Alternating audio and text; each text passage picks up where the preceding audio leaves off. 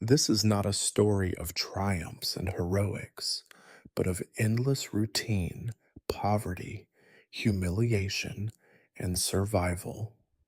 There are no heroes or villains here, no romance, only labor, filth, cold, anxieties, and everyday concerns. At the center of the narrative is the matchmaking ritual, an event that, for many, was not a celebration, but yet another test of endurance, another reason for gossip, family quarrels, and new debts. But before you get comfortable, please give this video a like and subscribe to the channel, and let me know in the comments which city you're watching from and what time it is there. I'm really curious to see who's joined us. Now, get comfortable. We're beginning. You wake up the way you always do, stiff, aching, and wondering which part of you hurts more this time. There is nothing poetic or mysterious about it. It is not the crow of a rooster or the gentle light of dawn that coaxes you from sleep. No, it is your youngest sibling's elbow in your ribs and the sharp, unyielding feel of the earth beneath your old, straw stuffed mat. In fact, you never really sleep. You drift in and out, wrestling with the noises of your own family, the rats gnawing somewhere near your feet, the ceaseless tickle of lice and fleas in your hair. You think, not for the first time, that you might have been happier as one of the rats. The hut is dark and close and so damp that you wonder, on the worst days, if you might someday grow mold instead of a beard. There is barely enough space for everyone, and yet somehow it always feels too crowded. The smells that greet you each morning are by now your oldest friends and enemies. The cold, greasy stink of leftover cabbage soup, the sour tang of sweat, the deeper, more alarming note of human waste, and a thin, sharp thread of smoke from last night's half dead fire. Even the air you breathe seems heavier for having passed through so many mouths and so few windows. You lie there, listening to the breathing of everyone else, your mother's slow, grumbling snores, your father's rasping, interrupted by the cough he has had since before you were born, your siblings' whimpers and mutters and teeth grinding. Somewhere in the corner, your grandmother mutters a prayer, but it sounds more like a curse. You do not know who she is cursing, but you hope it is not you. Your thoughts drift to the day ahead. Today is not just another day of mud and toil. Today you are going to try to become a bridegroom. At least, that is the plan.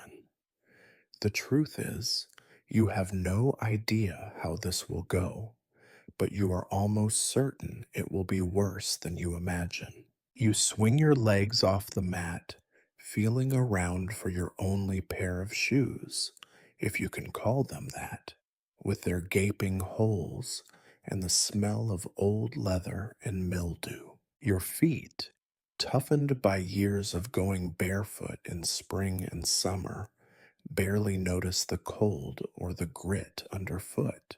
The dirt floor is not really dirt anymore, but a shifting, compacted mixture of mud, ashes, straw, and things you do not want to think about. The others begin to stir as you do, which means your window of privacy is already gone. Not that you had any to begin with. Privacy is a luxury for people with more than one room and fewer than 5 children. You squeeze past your siblings, who are still pretending to sleep, hoping for a few more moments of peace before the day's shouting begins. You wish you could do the same. You envy them for not being the oldest, for not being the one who has to go and present himself to the world, such as it is, and be judged by people who barely know you but already suspect the worst. Your mother tells you, as she always does, to wash your face.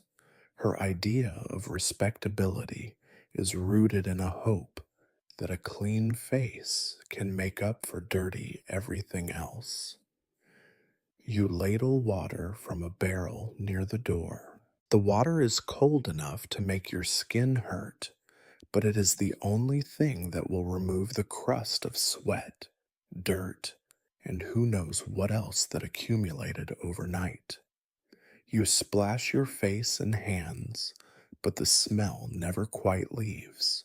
The dirt under your nails is proof enough that no amount of scrubbing will turn you into a suitable son in law, not in the eyes of anyone with standards higher than a rat's. You try not to look at the others as you go about the morning. You do not want to see your father's disappointed face, your mother's anxious frown, your siblings' mockery or pity. You especially do not want to see your grandmother, who looks at you as if she knows exactly how badly today will go. If you believed in omens, you would say the morning is already full of them: a leaking roof, a sputtering fire, a chicken that refuses to lay. But you do not believe in omens. You believe in mud and hunger and the long, endless days of trying to survive. Today, you tell yourself, will be just another of those days. Nothing more, nothing less. But as you pull on your patched tunic, trying to make yourself look more presentable than you feel, you cannot help but wonder if you are dressing for a triumph or a disaster. Most likely, it will be a little of both. That, after all, is the way of things here. And so, shivering in the morning chill, you prepare to step out into the world as a would-be groom, certain only that whatever happens next, it will be hard, dirty, and entirely unforgettable. You try to summon the energy to call what happens next a ritual. There is nothing holy or even particularly ordered about the way your family gets ready for the day. Privacy, like hot water and decent bread, is a concept reserved for people with stone houses and servants. In your world, the closest you get to privacy is turning your back to the room and pretending no one is watching while you pull on the same patched trousers you wore yesterday and the day before and the week before that. The truth is, everyone is watching because in a one-room hut, there is nowhere else to look. You squeeze past your younger brother, whose toes are already halfway up your back, and hope his persistent cough is not another sign of the fever that carried off two neighbors last month. Your mother, forever practical, has already begun shooing the chickens away from last night's supper scraps, her hair sticking out like a crow's nest, muttering under her breath about mouths to feed and the price of flour. She spares you a glance, one full of both resignation and a sort of desperate hope. After all, if you succeed in your task today, it means one less mouth at the table, maybe even a new alliance that might keep your family from starving next winter. You edge toward the corner where the washing water stands. The barrel is filled with what started as clean rainwater weeks ago, but which now contains floating specks, a dead fly, and an unidentifiable slime on the bottom. You dunk your hands and splash your face, wincing as the cold bites your skin. You scrub with a rag that is almost as dirty as your face, but it is all you have. The water drips from your chin, and you realize, not for the first time, that there is a kind of futility to it all. You could wash yourself for an hour and still smell like you slept in a barn, which, in fairness, you often have. Beside you, your sister makes a face and holds her nose. She does this every morning, as if she is somehow above the same stink that clings to all of you. You consider pointing this out, but it is not worth the argument. Instead, you dry your hands on your trousers and resign yourself to the facts of your existence. You will never be clean, not really, and neither will anyone else. Your grandmother, hunched in her corner, watches you with one rheumy eye. She spits into the ashes by the hearth, which is her way of blessing you or cursing you. The line is thin. You going to see her today? She asks, and your entire family pauses just for a moment to hear your answer. You nod, and for a split second, you see a flicker of something in her expression, pity, maybe, or simply relief that it is not her turn.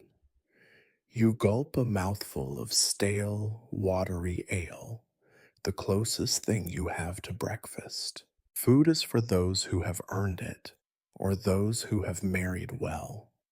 You hope, not for the first time, that your stomach does not growl too loudly when you are standing in front of your would-be in-laws. You do not want them to think you are desperate, even if you are. The air inside the hut grows heavier as everyone gets dressed and argues over whose turn it is to wear the least worn shoes. You already claimed yours, so the others grumble but do not challenge you. Your mother finds a scrap of cloth and does her best to tame your hair, which only results in making you look slightly less like a wind-blown scarecrow. You look almost presentable, she lies, and you thank her as if she told the truth. Outside, you can hear the day waking up. The muffled lowing of cattle, the harsh crow of the neighbor's rooster, the distant barking of dogs. Somewhere, a baby wails, but its mother's voice is already hoarse from scolding. You steel yourself for the day ahead, but first you must run a final gauntlet, leaving the house without stepping in something you will regret. There is a brief flurry of last-minute instructions from your father. He reminds you to be polite, to keep your hands out of your pockets, to look people in the eye, but not too much, lest you appear disrespectful. He says all this without looking up from mending a broken yoke. For him, work never stops, not for courtship, not for festivals, not even for death. Your mother, meanwhile, worries over what gift you will bring. A chicken is suggested, then discarded as being too valuable. A string of onions is considered but found lacking. In the end, you are sent with nothing but your best, meaning least patched tunic, and a silent hope that your presence alone will not offend. You pause in the threshold, feeling the stares of your entire family pressing on your back. Your siblings are already fighting over the next turn at the washing barrel. Your grandmother is muttering, this time a prayer for luck, or perhaps for the swift return of her borrowed walking stick, which you have forgotten to bring back twice already. You try not to think of the last time someone in your family went to ask for a bride and came home empty handed, bruised in both body and pride. The memory is still raw. The sun is barely over the horizon as you step outside, but already the village is awake. You feel exposed, every eye on you, every whisper a judgment. You walk away from your home, your back straight, your heart pounding, and the cold morning air biting at your cheeks.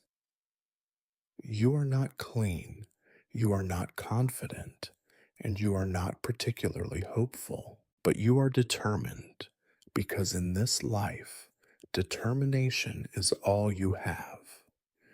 The mud sucks at your feet as you begin your journey, and you think, with a grim sort of humor, that the dirt will never let you go. You belong to it as much as it belongs to you. You leave behind the only world you know, heading toward a future that smells of uncertainty, sweat, and the faint, persistent hope that maybe, just maybe, you will not have to sleep on that same cold mat forever. You stand by the wooden chest, a generous word for what is in truth, an old crate reinforced with strips of scrap iron and string, trying to summon some sense of occasion. This is a big day, after all, and you are expected to look your best. Unfortunately, in your world, best is more a matter of optimism than of quality. Your clothing is a catalog of past misfortunes, patched knees and elbows stitched with clumsy fingers, each mend a silent chronicle of hard times, accidents, and outgrown childhood. You open the lid, a waft of old sweat, mothballs, and the sour musk of wool hits you in the face. The interior of the chest is a graveyard of once ambitious garments, an old belt so thin with wear it could snap at the next deep breath, a pair of hose with more holes than fabric, and a tunic that was your uncle's before he died of fever, before being your father's for a time, and is now yours by sheer inevitability. The tunic is, by family consensus, the good tunic. It has a faded blue stripe and a tear under the left arm, but it is cleaner than the rest, and the patches are at least on the inside where no one but you will notice. Your mother, anxious and fluttering, inspects your selection with the appraising eye of a merchant at market, checking for stains, lice, and the general air of defeat that so often clings to those who wear second-hand clothes. Stand up straight, she commands, her voice sharp and brittle with worry. She pulls at the hem, tugs at your sleeve, attempts to flatten your hair again. You submit to her fussing because you know it gives her something to do, some way to contribute to your uncertain future.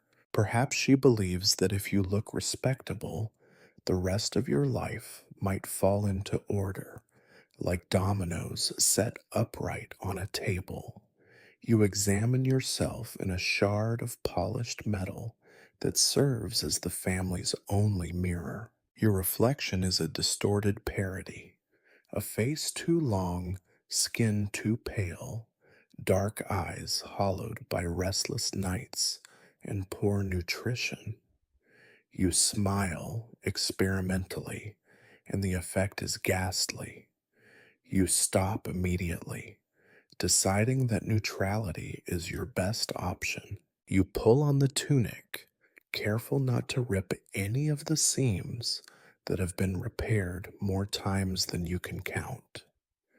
The fabric is stiff from repeated washings in cold water and rough soap, and it chafes your shoulders. You tuck the frayed hem into your trousers, the waist held together by a length of old rope that once tethered a goat.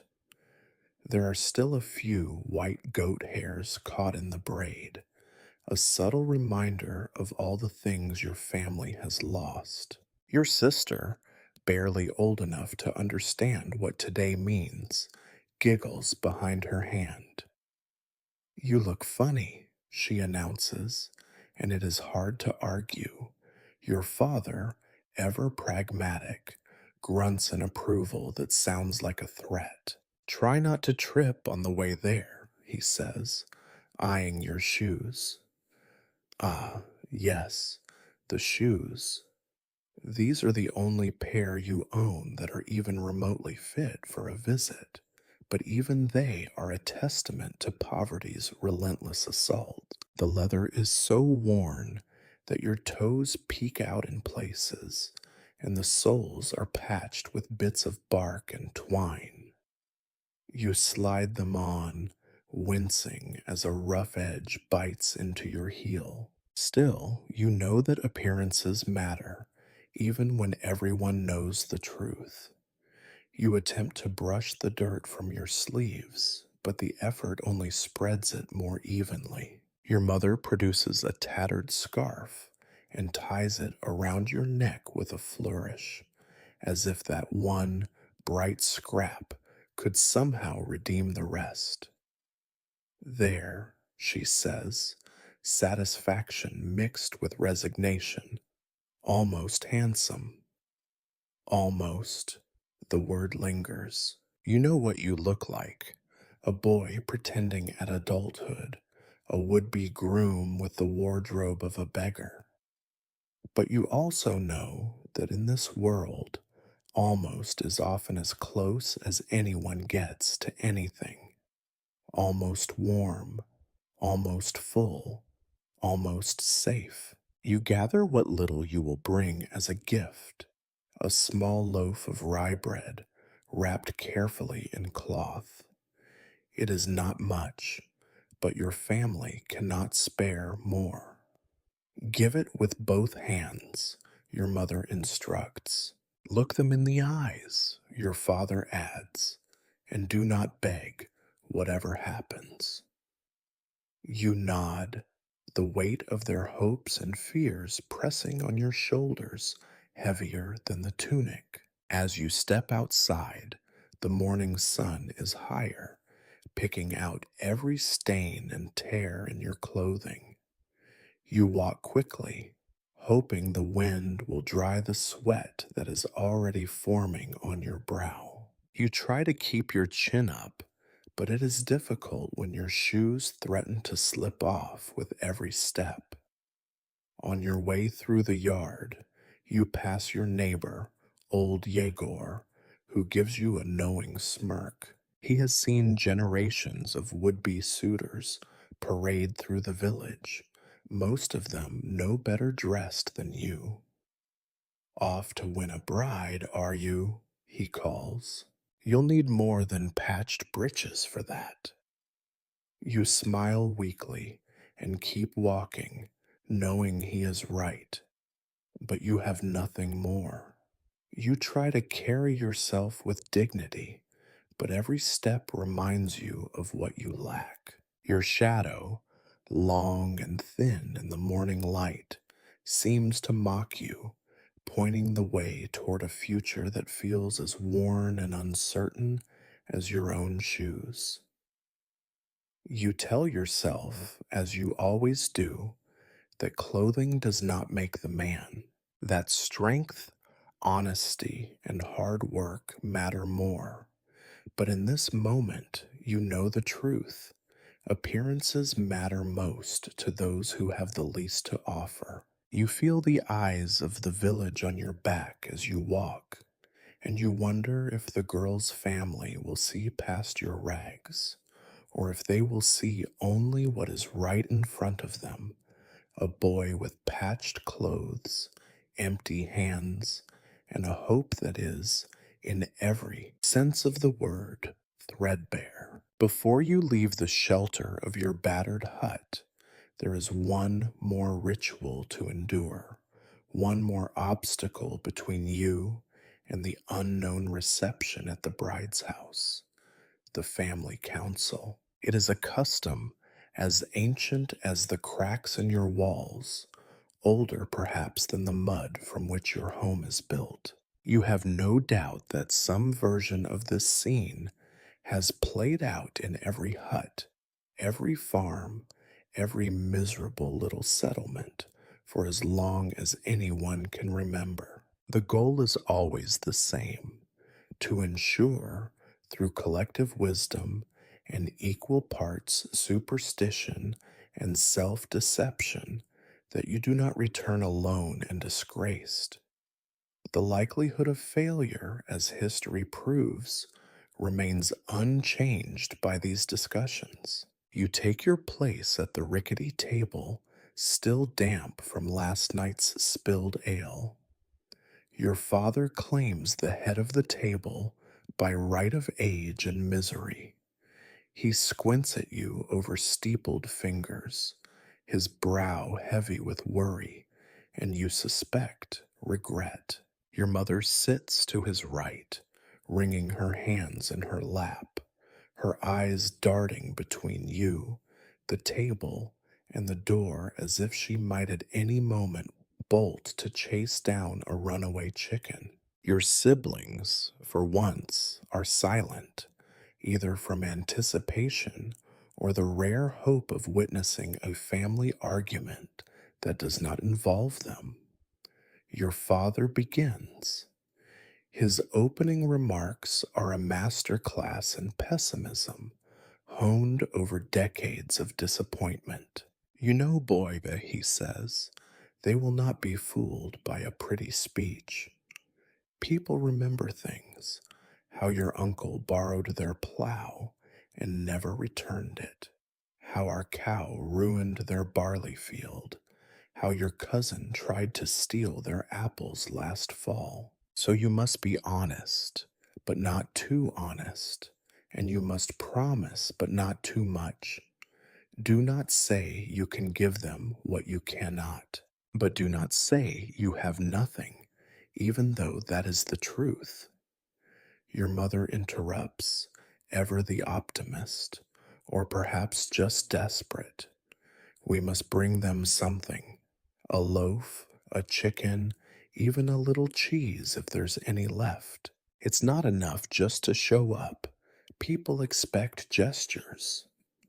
Your father scowls at this. Every crumb spared is one less for your own siblings. But he does not argue. The rules of hospitality are as ironclad as poverty itself. You nod dutifully, clutching the meager loaf you will carry, the weight of it almost laughable compared to the burden of expectation resting on your back. Then comes the discussion of strategy. It is, in essence, a series of reminders of all the ways you might fail and a list of impossible standards to uphold. Remember to stand up straight, your mother says, and look the father in the eye, but do not challenge him. Speak with respect, but do not sound rehearsed. Smile, but not too much. You are not a fool. Your father adds, and whatever you do not talk about the pig. No one needs reminding about last year's pig. He does not need to elaborate. The memory is a family shame that still lingers, like the smell of burnt hair. Your grandmother, who has made her slow way to the table, inserts herself into the proceedings with a croak. Do not forget to cross yourself at the door, or the evil eye will follow you in. And if they offer you salt, take it with your left hand. That is how you know they mean you no harm. You consider asking what to do if they offer nothing at all, but you do not want to tempt fate or your grandmother's temper. Your siblings, sensing a lull, begin to offer their own advice, most of it useless, some of it downright dangerous. Your younger brother suggests you should pretend to limp, so they will pity you and accept your suit. Your sister thinks you should sing a song. You remind her, not for the first time, that your singing voice is only marginally better than a rooster with a throat infection. In the end, you resolve to do as you always do: improvise, survive, and hope for the best. The council concludes, as all councils do, with a round of worried silence. Your mother fusses over your tunic one last time. Your father issues a final warning: do not come back with your tail between your legs. And your grandmother spits on the floor for luck. You stand, feeling the eyes of your family on your back, each gaze a mixture of hope and resignation. They all want you to succeed, not just for your own sake, but for theirs as well.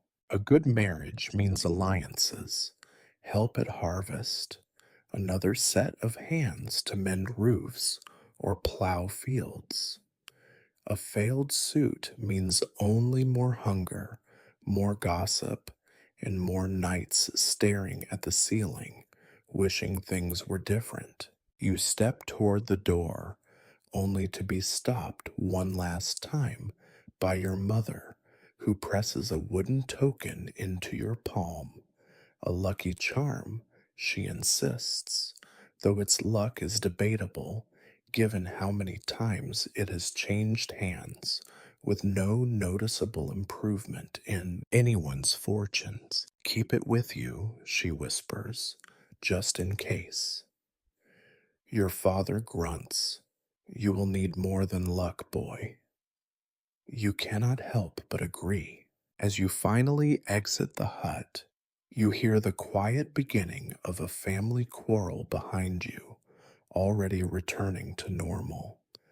The weight of their expectations trails after you, a shroud you cannot quite shake. Outside, the world is just as muddy and bleak as before, the sky sullen, the fields scored by too many hungry years. You take a deep breath of the cold, damp air, square your shoulders, and prepare to barter the sum total of your youth, your health, and your hope for a chance at something better.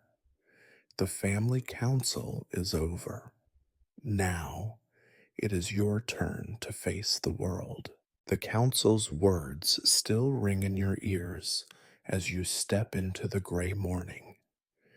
There is something solemn about your journey, though the world itself has no sense of occasion. The road to the house of your would-be bride is not a road at all, but a scar of packed mud winding between huts and fences, rutted by wheels and pocked with puddles that never seem to dry. It is not yet spring, but the thaw has already begun, which means the world outside is made of mud. Mud on your boots, mud on your hem, mud in your nostrils and teeth. The muck drags at your feet as if the earth itself resents your ambition. You do not walk alone. The village is already awake, or what passes for awake among people who are never quite rested. Some are feeding geese, some shoveling manure, some simply standing in doorways with their arms crossed, watching. You feel every one of those eyes on you, weighing and measuring, calculating your prospects and your failures. There is no privacy here, not even the false kind you imagine in dreams. Your every move is fodder for gossip, and today, With your patched tunic and awkward stride, you are providing a feast. It begins immediately with old Yegor, who seems to have made it his mission to greet every morning by sitting on his stump and judging whoever passes by. "You clean up all right for a dead man," he calls, his voice rough as gravel. You manage a nod, not trusting yourself to reply. The last boy he heckled on the way to a bride's house tripped in a puddle and had to return home, covered in filth and humiliation. You will not give him the satisfaction. Farther on, you pass the butcher's wife, who leans in her doorway with her arms full of wood, her eyes sharp and bright as a magpie's. She appraises you openly. "Off to the Zacarians, are you? Tell their girl she could do worse," she says, loud enough for her neighbor to hear. You blush, hunching your shoulders. Worse than what, you wonder? Worse than you, or worse than no one at all? Children, snot-nosed and wild, chase a half-starved dog through the mud, shrieking with laughter. They see you and your purpose and immediately begin a song, something about unlucky lovers and bread gone moldy. You walk faster, keeping your eyes on the ground. Their song follows you, bright and cruel as sunlight on a puddle. The air is thick with all the odors of village life, none of them pleasant. There is the sharp, almost medicinal tang of manure, fresh and steaming, where cows have been driven through. There is the cloying sweetness of rotting straw, a relic of last autumn. Somewhere, a midden heap bubbles, sending up a foul vapor that seems to stick in your hair and clothes no matter how you try to avoid it. Even the wind is not clean. It brings the smoke from every hearth, every fire, every failed attempt to dry a house after months of rain. You realize, as you pick your way through the muck, that you will arrive smelling unmistakably like home. You pass the smithy, where the blacksmith's daughter, hands blackened and face grimy, pauses in her hammering to watch you go by. She is about your age, or maybe older. It is impossible to tell, since hardship adds years to everyone's face. She smirks, and you remember, belatedly, that she too was courted last winter by a boy from the next village who returned home with a black eye and a broken promise. You nod to her, and she nods back, an unspoken camaraderie in your mutual misfortune. Here and there, you glimpse the faces of your peers, other boys who have tried and failed, or are waiting their turn, or have already resigned themselves to bachelorhood. They watch you with a mixture of envy and relief. Envy that you are trying, relief that today, at least, it is not them.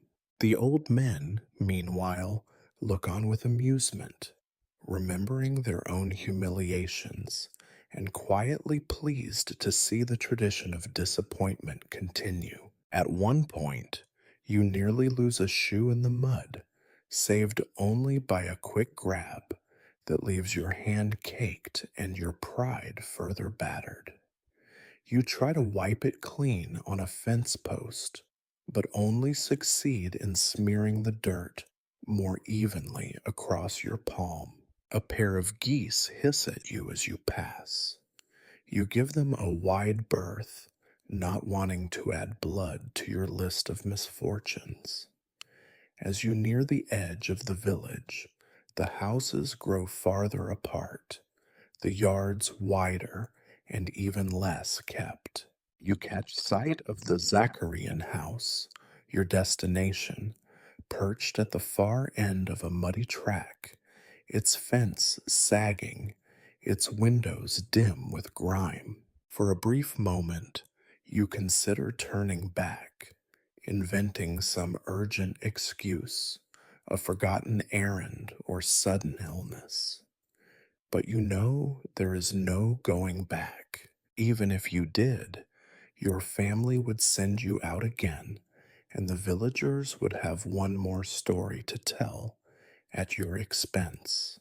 You force yourself onward, each step heavier than the last. The bread under your arm feels lighter by contrast, a paltry offering for the mountain of expectations you carry. You wonder if they will care that your tunic is patched, that your hands are rough, that you have nothing to offer but hope and a willingness to work yourself to the bone.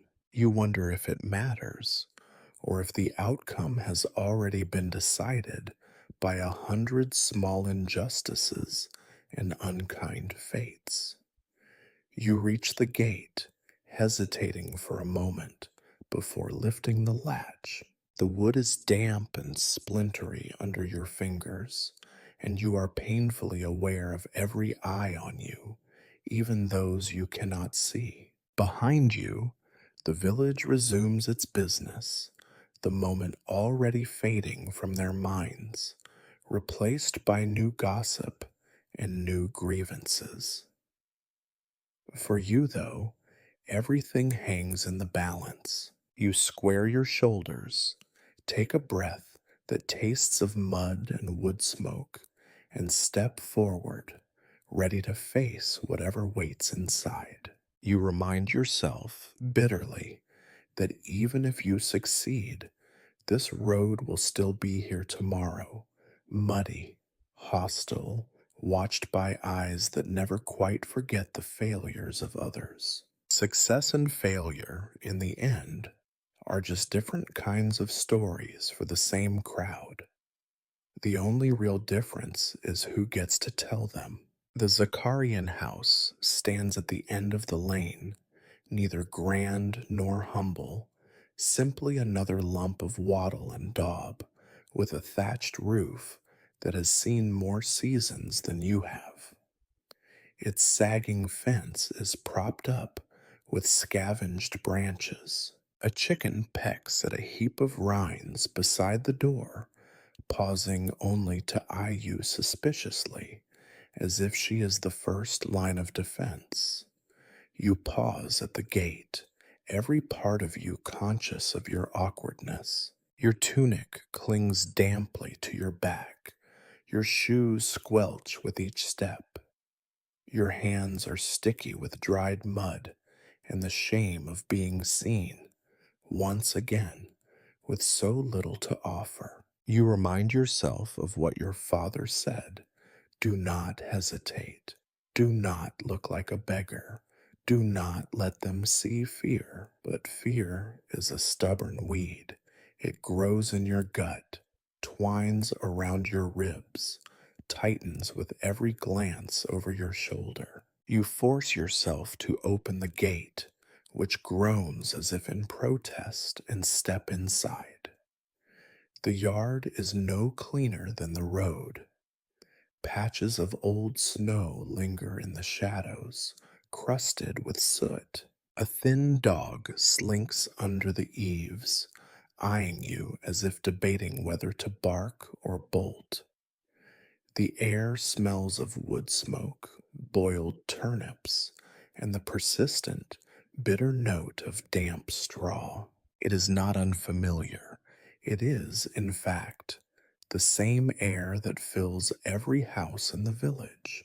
Yet here it seems sharper, more personal, as if the Zakarians have found a way to trap misfortune and keep it close. The door opens a crack, and a child's face appears, pale, wide eyed, the face of someone who has learned to expect nothing good from strangers. She stares at you for a long moment, then disappears, replaced by the taller, heavier shape of an older woman. The mother, you assume. She opens the door fully, arms crossed over her chest, hair bound up in a rag, so stained it is impossible to tell its original color. She regards you without expression. There is no warmth in her welcome, but neither is there outright hostility. She nods just once and steps aside. "Come in then," she says, in the flat tone of someone reciting a duty. Inside, the house is little larger than yours, and no cleaner. There are fewer children, though, and less laughter. The walls are streaked with soot. The floor is uneven, swept but not clean. A table dominates the center, scarred with knife marks and burn rings. A handful of wooden stools and a single battered bench cluster around it, as if seeking warmth. In the corner, a stove coughs thin smoke. An old man sits beside it, his eyes half closed, his hands gnarled with age and cold. He does not look up as you enter. You step inside, clutching your loaf of bread in both hands, as your mother instructed. The air is heavy, thick with the weight of unasked questions. You do not see the bride, not yet. She is somewhere in the back, no doubt peeking through a crack in the partition, appraising you the way a farmer examines a new calf. Too thin, legs too long, eyes too nervous.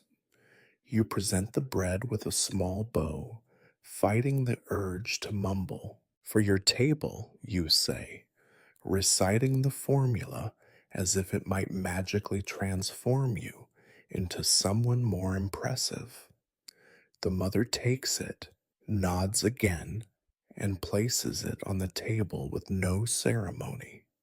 For a moment, no one speaks. You can hear the wind rattling the shutters, a child coughing somewhere out of sight, the faint, persistent scratching of the chicken at the door. The father speaks first, his voice rough as gravel. "Sit, then," he says. You obey, perching on the edge of the bench, aware of every splinter pressing through your trousers. The mother sits across from you, hands folded in her lap, her gaze fixed somewhere above your head. The father leans back, watching you through narrowed eyes. You feel like a criminal awaiting sentence. There is no offer of food or drink. Not yet. This is a test, the first of many. You have come to their house. You have brought what little you have, but you are not yet welcome. You are not yet trusted. The questions will come soon, and each one is a snare designed to reveal your weaknesses, your poverty, your desperation. For now, you sit in silence, listening to the house breathe around you. You hear voices from the back room, soft, urgent whispers, a snatch of laughter quickly smothered. The bride, perhaps, or her sisters, hiding just out of sight. You imagine them arguing over your appearance, your gifts, your worth. You try not to think of how you must look, mud spattered, awkward, a bundle of nerves wrapped in a tunic 2 sizes too large. You remind yourself that everyone in this village is equally shabby, equally hungry, equally afraid. It does not help. The mother finally breaks the silence. "You came alone?" she asks. You nod. This is both a point in your favor and a risk. Alone means you are brave enough to face them yourself. alone means you lack the support of a larger family. She notes your answer and says nothing more. Time stretches. The stove hisses.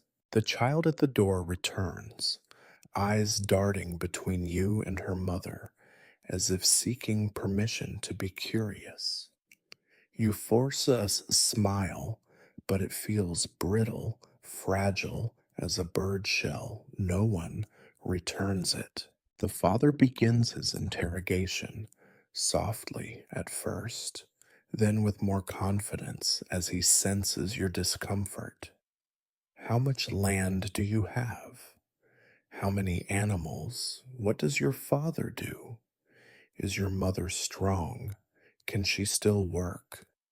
Do you drink? Are you quick to anger? You answer as best you can, choosing your words carefully, knowing that any sign of weakness will be remembered and repeated, not just in this house, but throughout the village. Every answer is a negotiation, every sentence a calculation. You try to be honest, but not too honest, confident, but not boastful, humble, but not so humble as to be pitied.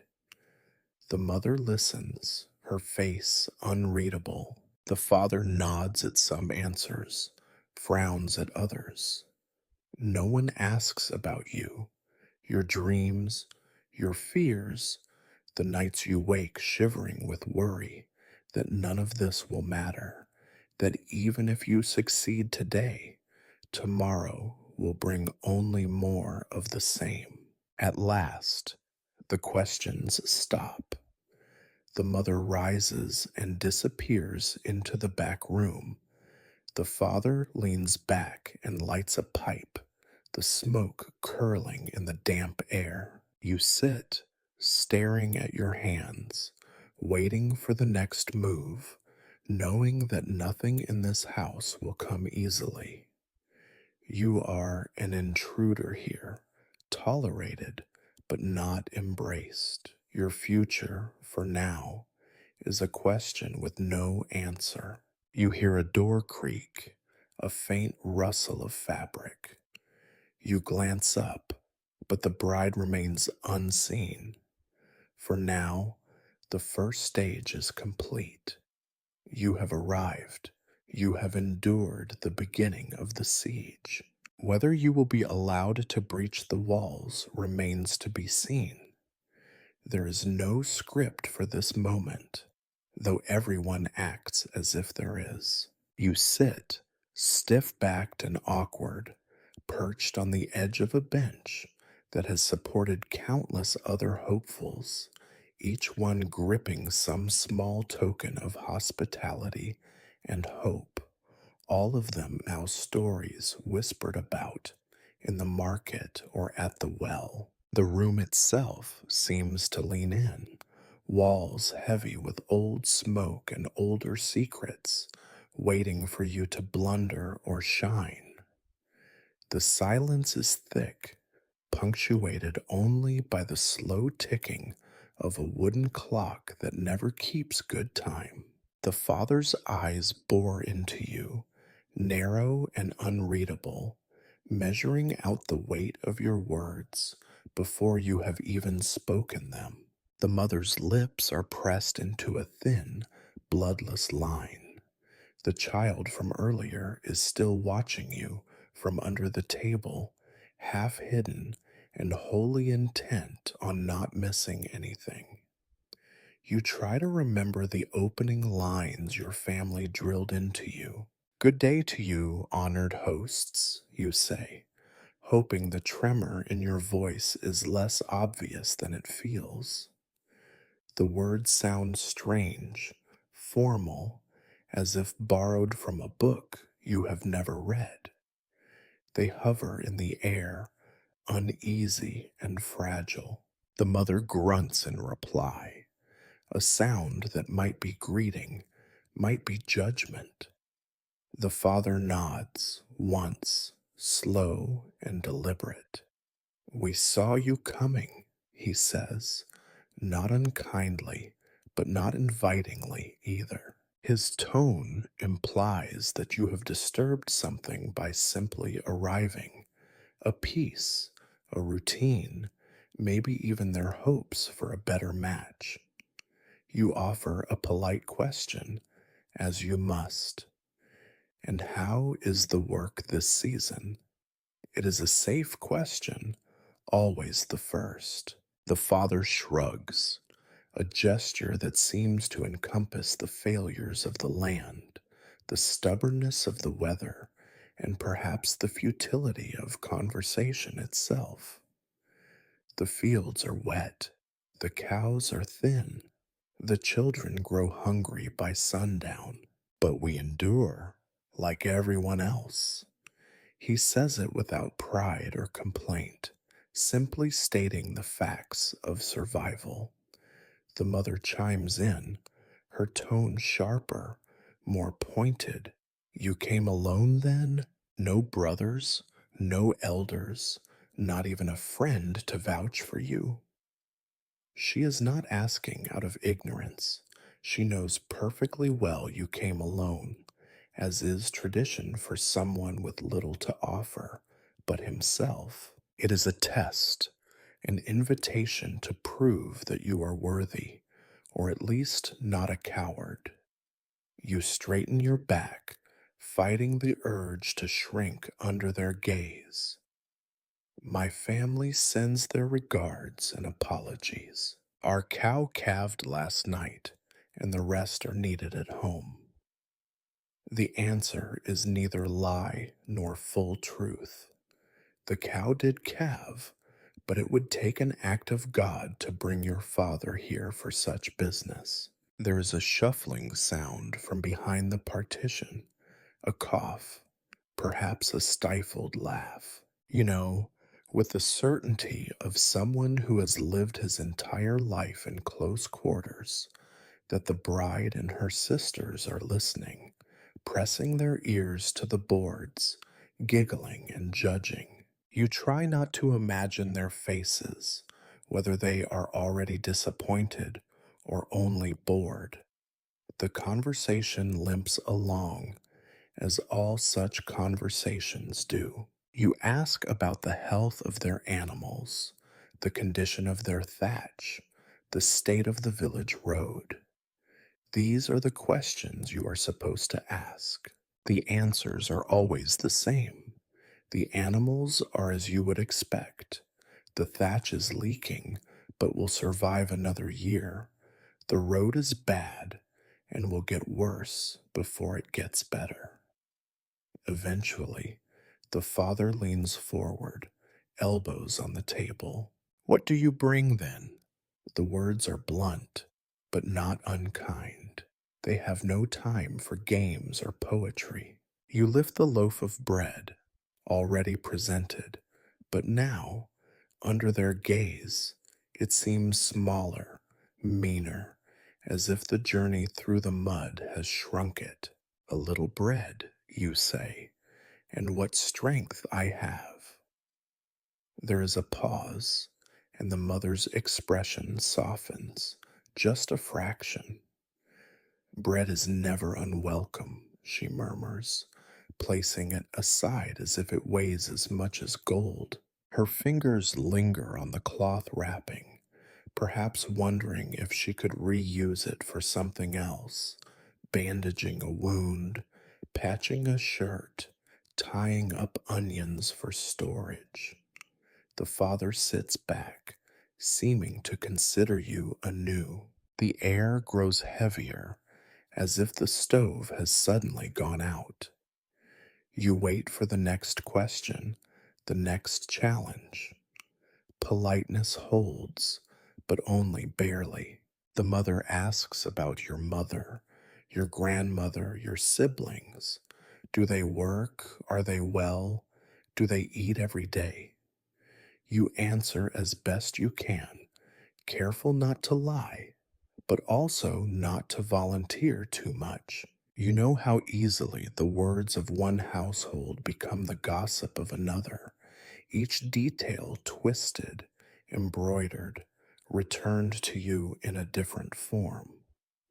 The child under the table finally pipes up, emboldened by the adult's distraction. Do you know how to mend shoes? She asks, peering at your battered footwear with open curiosity. You smile, and for once it is not forced. If I could mend shoes, you say, mine would have no holes. The father laughs, a dry bark of a sound, startling in its suddenness. The tension breaks, but only a little. The mother sighs and stands, brushing crumbs from her apron. Well, she says, you have come this far. There is tea if you want it. The offer is ceremonial, not generous, but you accept with thanks. She pours the tea, hot water with a suggestion of herbs, little more than warmth in a cup. You sip, pretending not to notice the flecks floating in it, grateful all the same. The conversation resumes, now less formal, but no less charged. The questions grow more pointed. How will you provide? What do you expect? How will you treat a wife? You give the answers your family has prepared. You will work. You will save. You will treat her well. The words sound empty, even to you, but they are the only words you have. At last, the father stands, stretching his back. We will talk among ourselves, he says, as if dismissing a troublesome peddler. The mother collects the cups, the child disappears, and you are left alone for a moment on the bench, watching the stove's embers pulse. You hear voices, quiet, hurried, half heard through the thin walls. You know you are being measured, and not just for your answers. They are measuring your patience, your humility, your willingness to endure. You realize sitting there that the conversation is a ritual of endurance, not persuasion. It is not about what you say, but about whether you can survive being asked and survive being seen exactly as you are, patched, nervous, uncertain, hoping for a place at a table that is not your own. And as the minutes pass and the door remains closed, you wonder if you have passed the first test or simply endured it long enough for them to decide what kind of story you will become. You have only just begun to relax your grip on the bench when the door to the back room swings open with a groan. In steps the mother, but now she is flanked by the father, his eyebrows set in a fresh line of suspicion. There is a brief, silent glance exchanged between them, one that tells you nothing and everything at once. You understand, with that unique and chilling certainty that comes from a lifetime of observation, that the first round of your testing is over. It is time for the next, the inspection. We have chores to do, the mother announces, though it is said in a tone that invites no protest. You may help if you are able. There is always work, and hands are never wasted. She fixes you with a stare that is both invitation and challenge. You stand so quickly you nearly upset the bench, and she nods with the ghost of a smirk. This, you realize, is the real measure, not how you speak, but how you work, not what you promise, but what you do when watched by eyes that have seen every lie before. You follow them outside through a warped doorway that scrapes the back of your head. The yard, which seemed small from the gate, now expands into a patchwork of misery and maintenance. Wood piles half collapsed, a chicken coop leaning at an impossible angle, a heap of rotting straw meant for the next planting. You can feel the stares of the family's younger children, all elbows and suspicion, hiding behind the rain barrel. The father, who had until now spoken little, gestures toward a battered wheelbarrow and a heap of manure behind the stable. It must be moved to the far corner. We will see if you can steer a straight path. You understand the subtext. Many suitors have tripped or spilled the load here, and the story is remembered. You take the handles. The barrow is heavier than it looks, the wheel as stubborn as the village elders. The mud is slick, and the path is narrow, but you grit your teeth and push. Each step feels like a trial, each slip a possible future humiliation. You manage by sheer luck and a lifetime of hauling similar burdens to keep the wheelbarrow upright until you reach the heap. The father grunts. You sense approval, thin and grudging, but it is there. Before you can recover, the mother calls you to the chicken coop. They must be fed, she says, tossing you a sack of grain that smells faintly of mold. The chickens, ancient and half feathered, look at you with one beady, disapproving eye each. You scatter the grain, careful not to spill it all in one spot. Another test, you suspect. The birds descend like a plague, pecking and fighting, some hopping onto your shoes. One particularly malicious rooster tries to nip your ankle. You kick gently, hoping neither to hurt nor to seem afraid. The children giggle, the father watches, impassive. There are more chores, splitting kindling, mending a broken fence post with twine, so old it crumbles in your fingers, hauling water from the well at the edge of the yard. The tasks are chosen with care, each one simple enough, but made difficult by lack of proper tools, by the persistent mud, by the silent audience. You realize, as sweat drips down your face and your patched tunic grows ever more ragged, that you are not expected to excel. You are expected not to fail.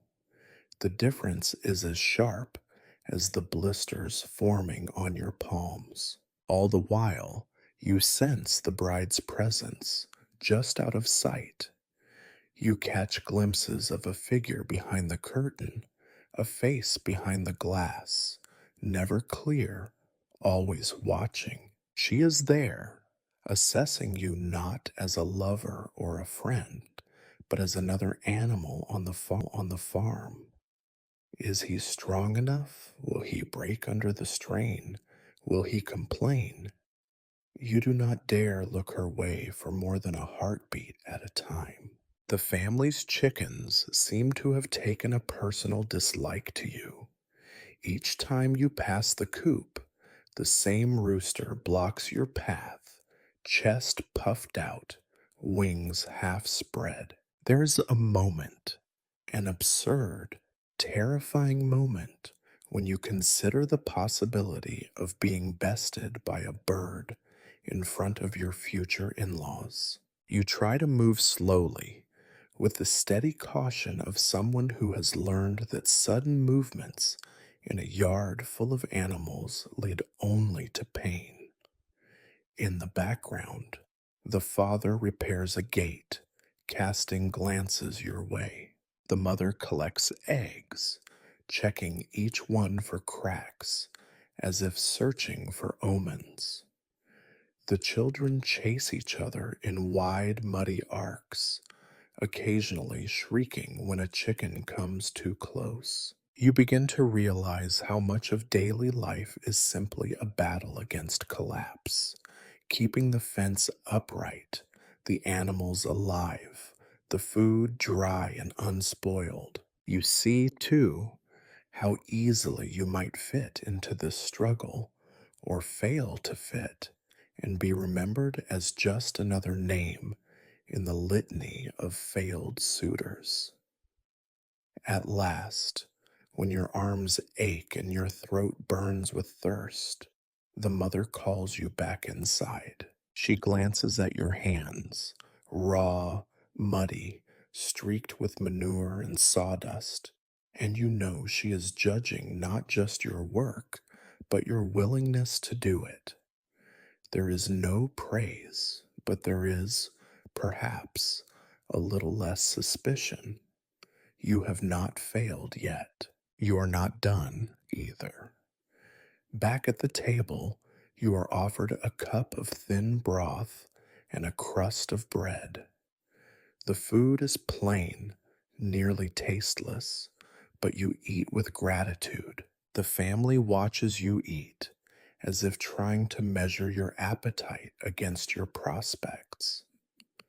Somewhere behind you, the rooster crows, triumphant, as if he too is part of the ritual, a feathered gatekeeper to this battered domain. You realize, as you chew, that every act is a performance, every word and gesture noted and judged. This is the true test, not of strength or skill, but of perseverance, humility, the willingness to be seen doing unpleasant things and to do them anyway.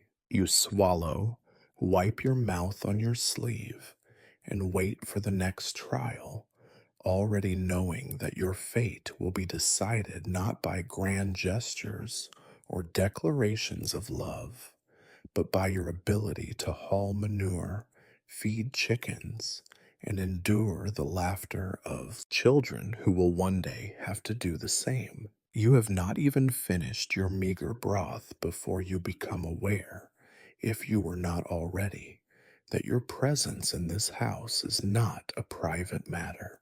Privacy, after all, is a luxury unknown in a world where walls are thin, floors are shared, and even secrets must squeeze in between siblings at night.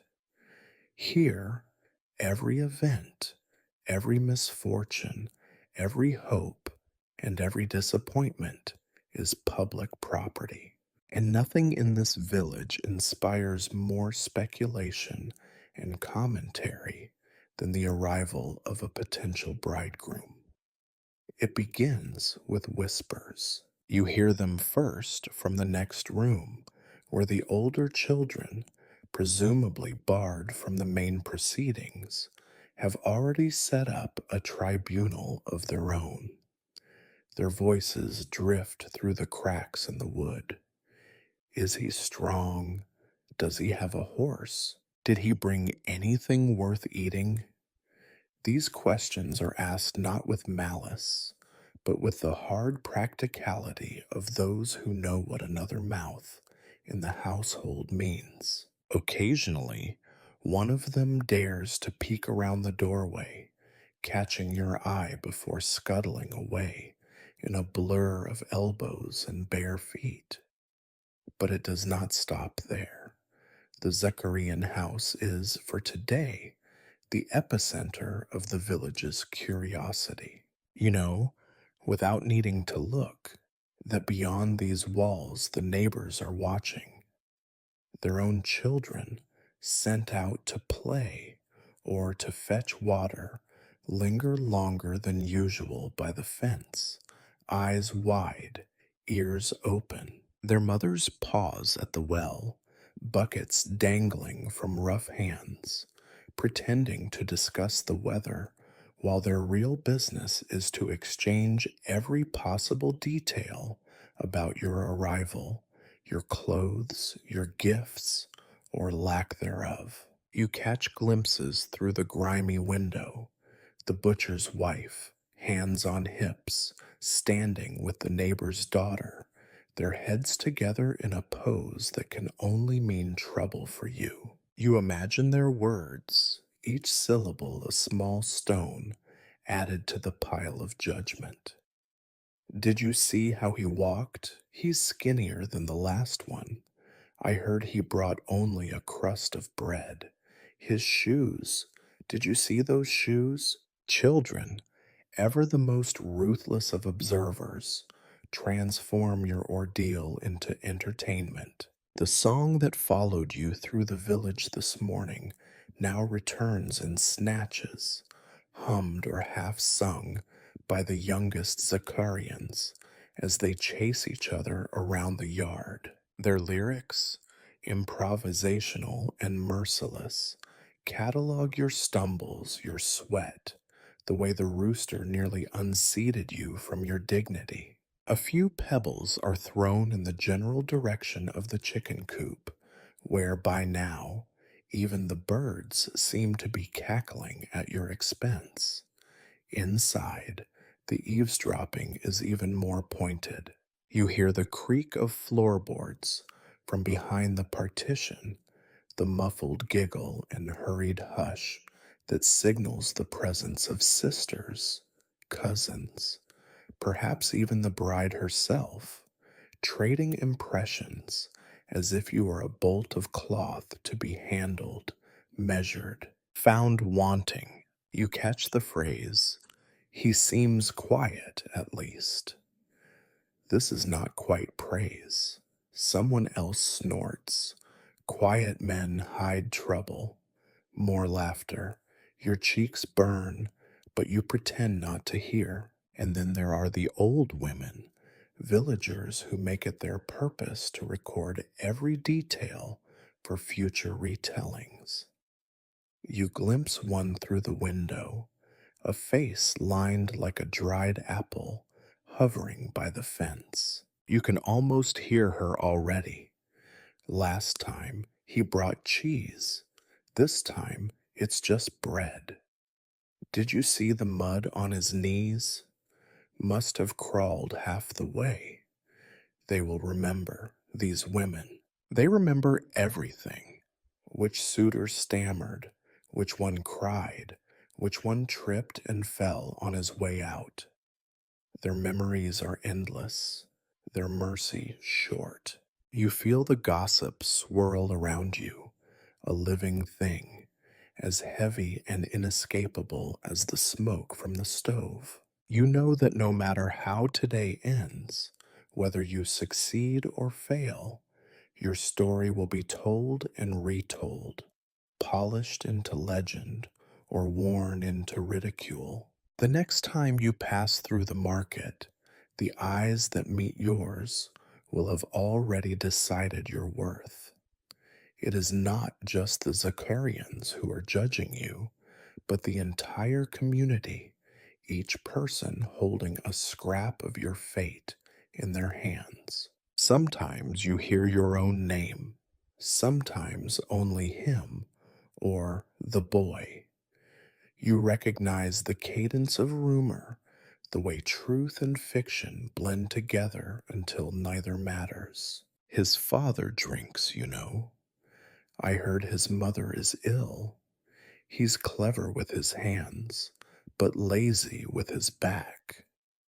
Each sentence is a pebble thrown into the pond, and you are the one left to feel the ripples. There is a pause in the whispering when you pass too close to the partition, a sudden silence that is worse than laughter. It means you have entered the territory of their most sensitive observations. Did you see how he looked at the bread? He must be starving, and yet was that hope in his eyes or just desperation? For a moment, you wonder what it would be like to live in a place where no one knew you, where you could step outside without your entire history trailing behind you like a muddy cloak. But the thought vanishes. There is no such place, not for people like you. Roots and mud hold fast. The village never lets anyone go. Not really. You are bound here by the weight of all the stories, all the rumors, all the judgments. And now, your own story is becoming one more. The gossip is not always cruel. There are moments, brief and fleeting, when you sense a kind of sympathy, perhaps from an aunt who remembers her own hard courtship, or a neighbor who once failed just as publicly. These are the eyes that avoid meeting yours, that offer a tight lipped nod instead of a knowing smirk. But even this sympathy is another form of pity, and pity in a place like this is as cold as any winter wind. Eventually, the whispers subside, replaced by the normal household racket, pots clanging, wood being chopped, the mother scolding a child for tracking mud inside. You are left alone at the table, your back to the wall, listening to the echoes of your own inadequacy. You realize that even if you win the family's approval, even if the bride herself chooses you, the gossip will not stop. It will follow you, a shadow as constant as the mud on your boots, shaping your days, your marriage, your children's prospects. This, you think, is the real inheritance of the village, not the land or the livestock, but the stories, told and retold, always with you at the center, always a little less or more than the truth. The walls are thin, but the voices are thinner, and nothing, certainly not hope, can hide from them. The Zakarians do not call it an interrogation, but that is what it is. You are invited, though the word is a courtesy more than an offer, back to the table. The father gestures to the same spot on the bench, the place where the wood still feels warm from your earlier humiliation. The mother wipes the board clean with a scrap of linen worn thin as a spider web, and the children take their places. The oldest with her arms folded, the middle son already sizing you up as future competition for his own suit, and the smallest with a thumb in her mouth and eyes wide as moons. The table groans under the weight of what passes for a meal, a bowl of thin cabbage soup, a few dry crusts, a dish of turnip mash, and, in the center, your meager offering of bread, still untouched. There is a formality to the silence as everyone sits. Even the youngest know that what is about to happen is serious, as important as any feast or funeral. In this moment, the Zakarians become not just a family, but a council, a jury, an audience for the theater of your inadequacies. The father begins. He does not smile. So tell us, he says, in a tone that demands the truth but expects a lie. How is your family this year? Any sickness? The question is as old as the land itself, and just as pitiless. You hesitate. A full truth, yes. Your little brother coughs blood in the mornings. Your mother's back bends further every week. Your father has not slept a full night since the last harvest failed, would be seen as a warning, but a lie. A declaration of robust health and prosperity would ring false. So you choose the middle path, the one and everyone takes. We get by, you answer. Winter was hard, but we have seen worse. He grunts, as if to say you have passed the first gate, but there are many more. How many strips do you have? He continues, and hear the middle son's ears prick up. Land, after all, is everything. You recite the modest tally of your family's fields. 3 strips here, 2 more beyond the stream, a borrowed patch by the old willow. Each number is a small humiliation, and each is weighed and found wanting. The mother cuts in, her voice deceptively gentle. And animals? You brought none with you today. You shake your head. 1 cow, almost dry. 2 hens, if they lay. A goat, but she is old. You cannot bring yourself to mention the pig that died last spring, nor the rabbit that disappeared, likely into the pot of a hungrier neighbor. You list your livestock as if reading a roll of the condemned. Now it is the older daughter's turn. Have you been to market? She asks, as if your absence would explain your poor fortune. Only once with my father, you reply, to sell onions. There was little to trade. You see her mouth twist, the smallest sign of disappointment.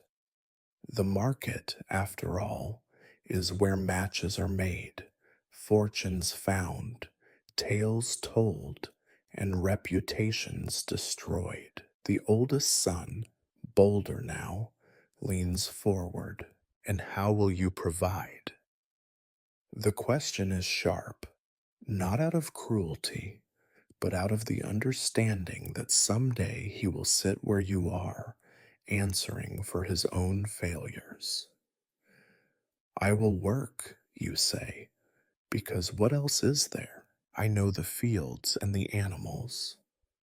I can mend fences, split wood, patch roofs. I have done it all, and I will do more. The words taste like dry straw in your mouth. The mother fixes you with a look that is somehow both weary and hopeful. Will your family help us if there is need? Another trap. To promise is to risk. To hesitate is to seem selfish.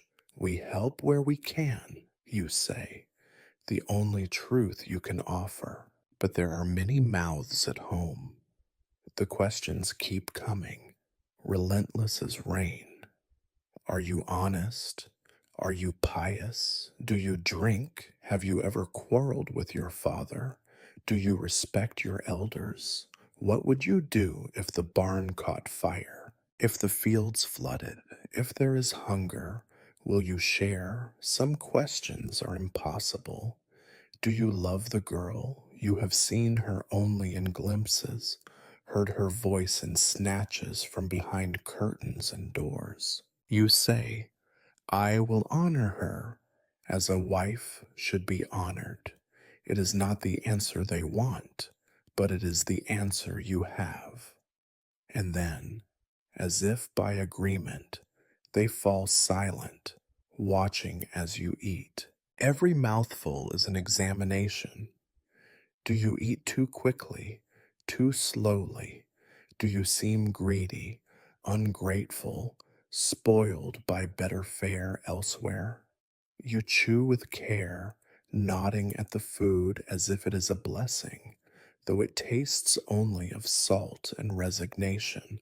You wish you could eat less to appear moderate, but hunger gnaws at you, and there is no dignity in your empty stomach. Sometimes a question comes that is not about you at all.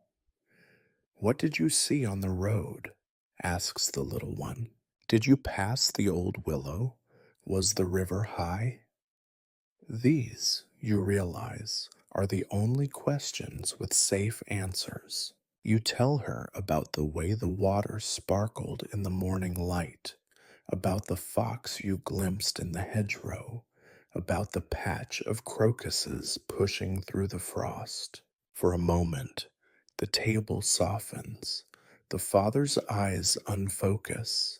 The mother's hands stop their restless fidgeting, but the respite is brief. The conversation always turns back to what you can offer and what you will take. There is an unspoken question in every word. Are you enough? Will you save us from hunger or only add to it?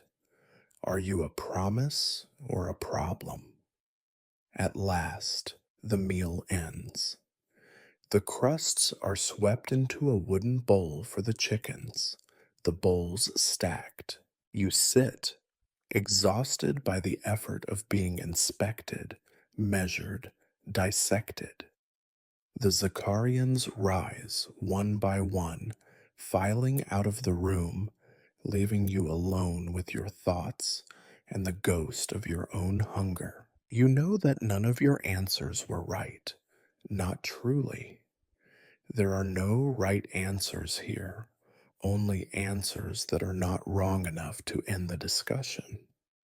In this way, you have survived another round, but the outcome is still uncertain. As you listen to the muffled voices from the next room, you realize that the interrogation is not over.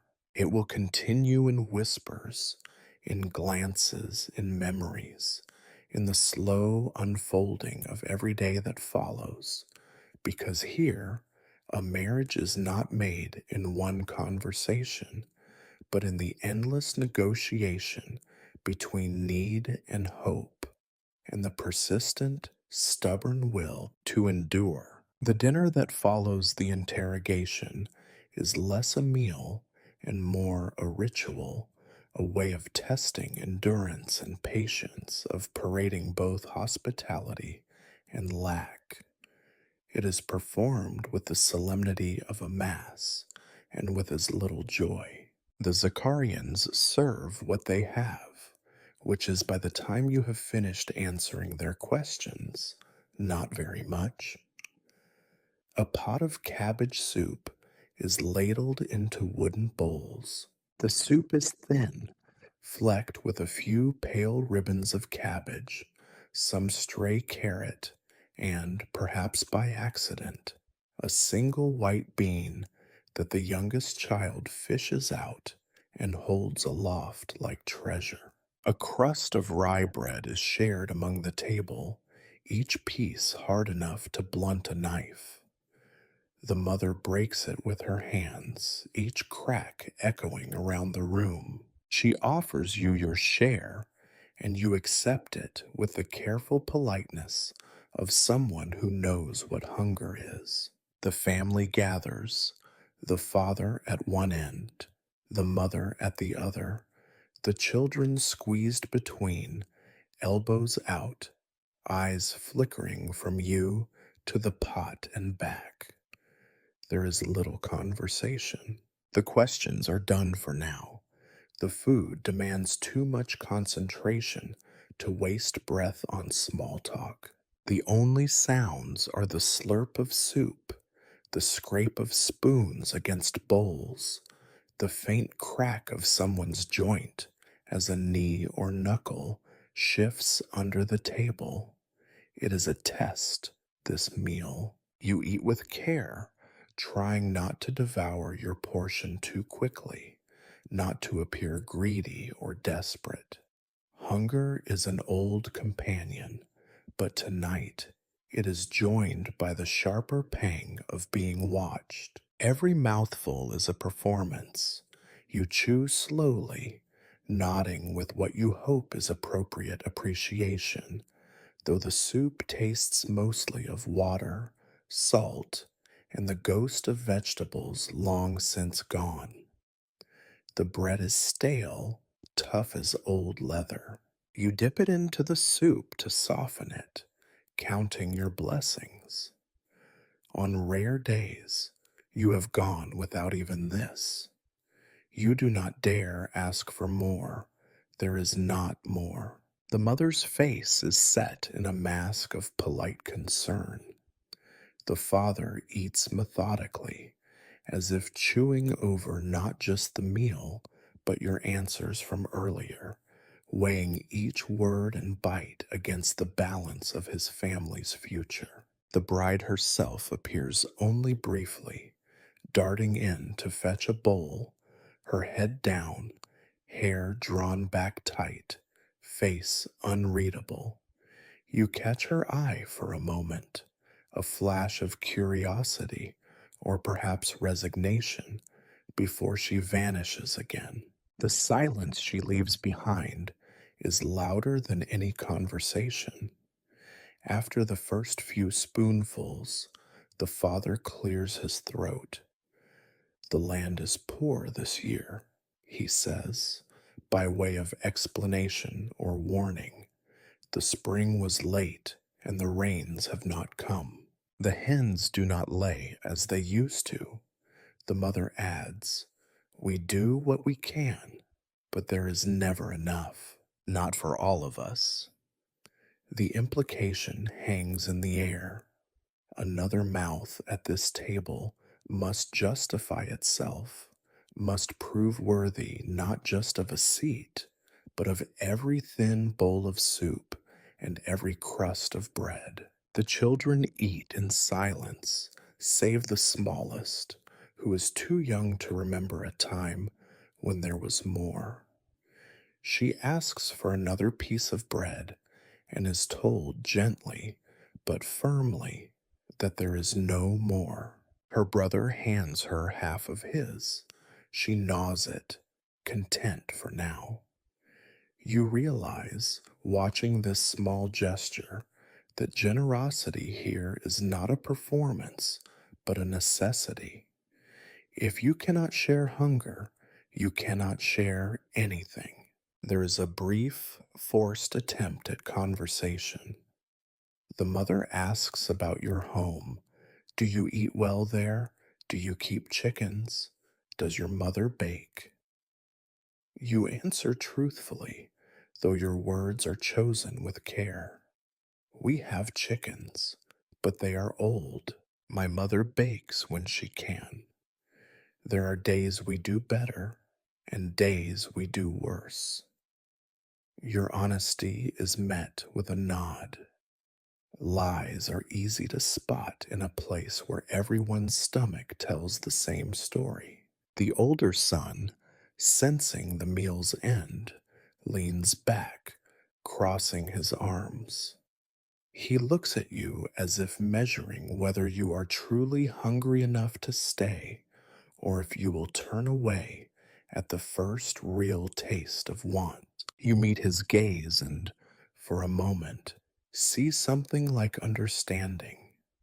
He knows what is coming, how each day is simply a negotiation with hunger, how each guest is another claim on what little remains. The father finishes first, placing his spoon carefully in the bowl, a signal that the meal is over. The mother gathers the bowls, scraping the last bits into a pot for the pigs, if there are pigs left to feed. The table is cleared with quiet efficiency, each member of the family slipping into the familiar roles that fill every day. No matter who sits at the table, you are left in your seat, feeling both heavy and hollow. The warmth of the soup is gone already, leaving only the ache in your stomach and the greater ache of being measured by your appetite. You have shown, if nothing else, that you can be content with little. In this place, that is a skill as valuable as any. Night is falling by the time dinner is done. The shadows creep across the floor, stretching toward the fire, where the mother now stirs another pot for tomorrow or the next day. The father steps outside, lighting his pipe and staring at the sky as if it might offer some relief. The children scatter, drawn to chores or games, their laughter muted by hunger and fatigue. The bride returns once more, this time to sweep crumbs from the table. You thank her, and she nods without meeting your eyes. In the silence that follows, you realize that the hardest part of the meal was not the food, but the knowledge that every bite had to be earned, every crumb weighed against what you might one day bring in return. You sit in the half light, listening to the crackle of the fire, the creak of the rafters, the faint, ever present sound of someone else's hunger. The meal is over, but the tension lingers, a reminder that in this place satisfaction is temporary and comfort a rare and fleeting visitor. This is dinner in the world you hope to join, not a celebration, not even a respite, but a quiet endurance. Here, every meal is an audition, and every guest a burden or a blessing, depending on what they have the strength to give. You have known from the start that this moment would come. The family council, the labor in the yard, the interrogation at the table, the thin dinner, they are all just stages in a slow, inexorable journey toward truth, or at least toward a kind of communal reckoning with it. You sit at the now bare table, the bowl in your hands empty, except for the faint trace of cabbage water at the bottom, and the father at the other end clears his throat. The time for evasions is done. Tell us true, he says, his voice both weary and hard. What do you have? Not what you hope for, not what you might earn or promise.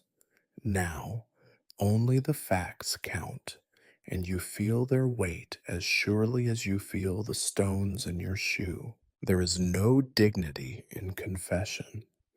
You wish you could name a dowry, some secret store of grain, a fattening pig, or even a handful of copper coins set aside for such an occasion. But you know, and they know, that such tales would not survive a single visit from a neighbor. In a village where everyone counts your animals as if they were their own, you cannot pretend for long. You begin with the land.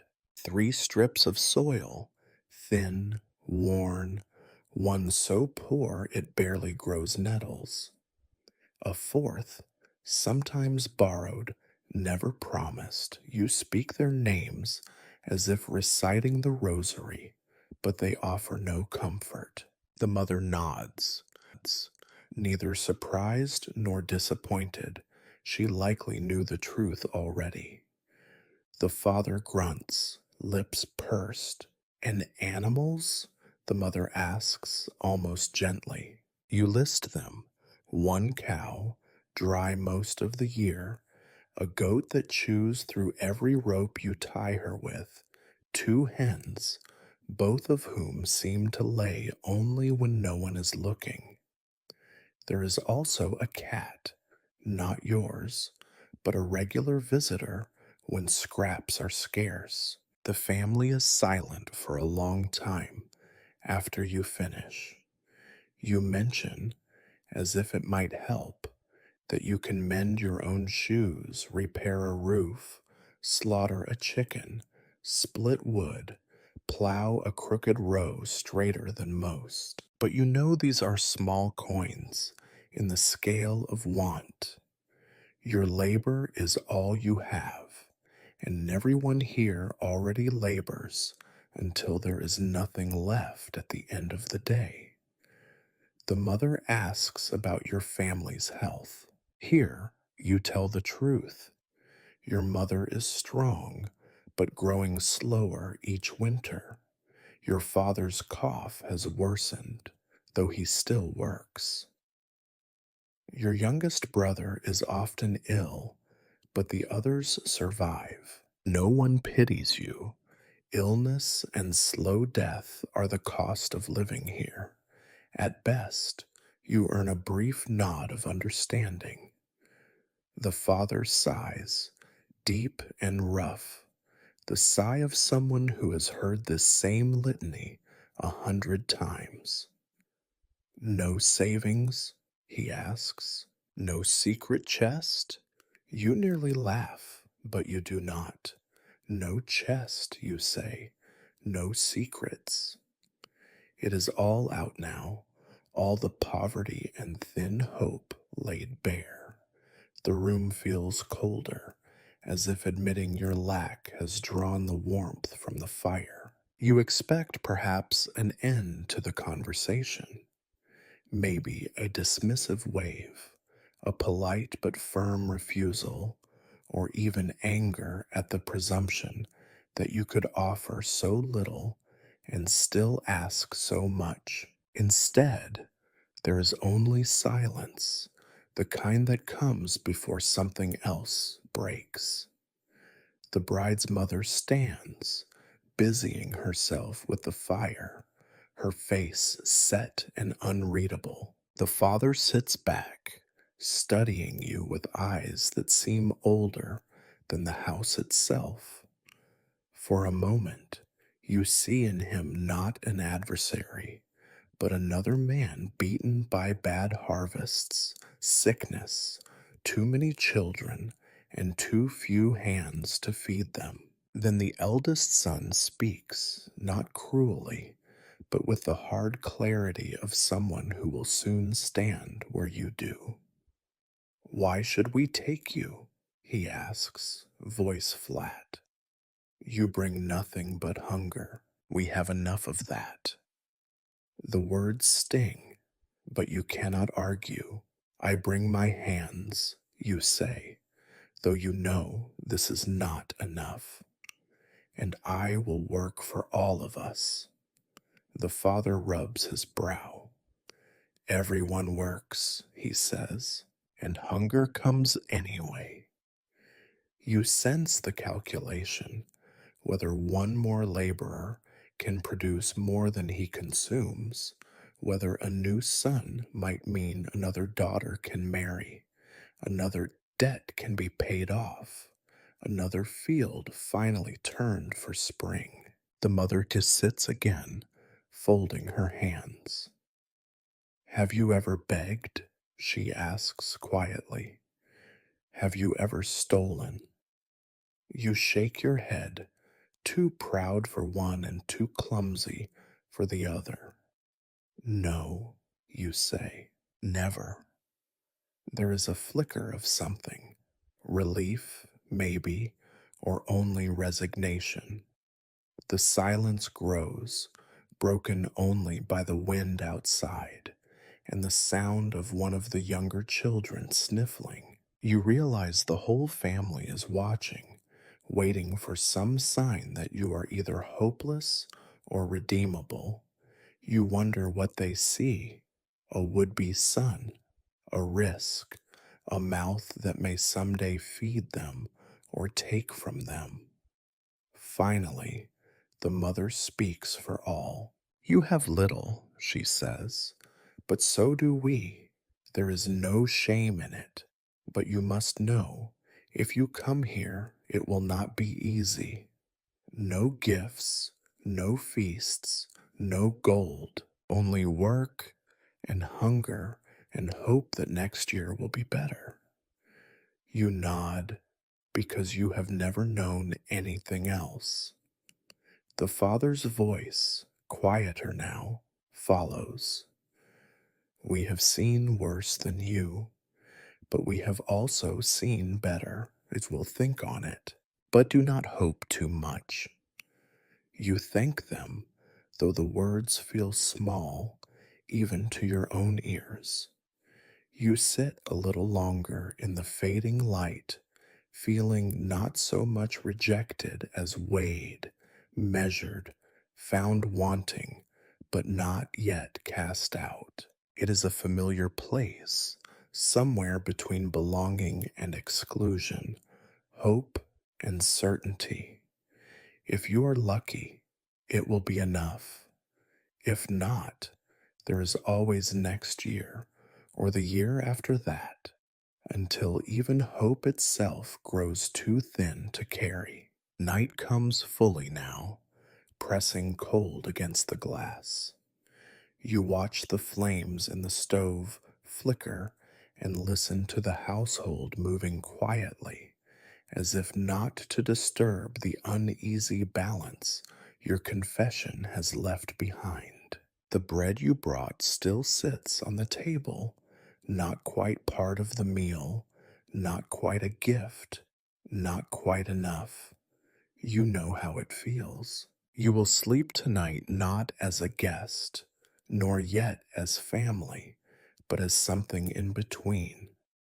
A question, a burden, a small, unwelcome promise that perhaps, just perhaps, things might not always be as poor as they are now. You remain at the table as the last shadows of daylight give way to the dark, and the house fills with the peculiar hush of a family lost in calculations. Every now and then you catch a glance, measured, cautious, from the father, or the barest trace of a sigh from the mother. Their children, restless after so much silence and adult talk, slip in and out of the room, peeking, whispering, always watching you. The uncertainty of your place is almost physical. You are a rock dropped in still water, and the ripples are felt by everyone. Once the worst of your poverty is confessed, the conversation does not stop. Rather, it shifts, takes on a more practical edge. In the world you inhabit, negotiations never truly end. They simply change shape, adapting to new realities and fresh disappointments.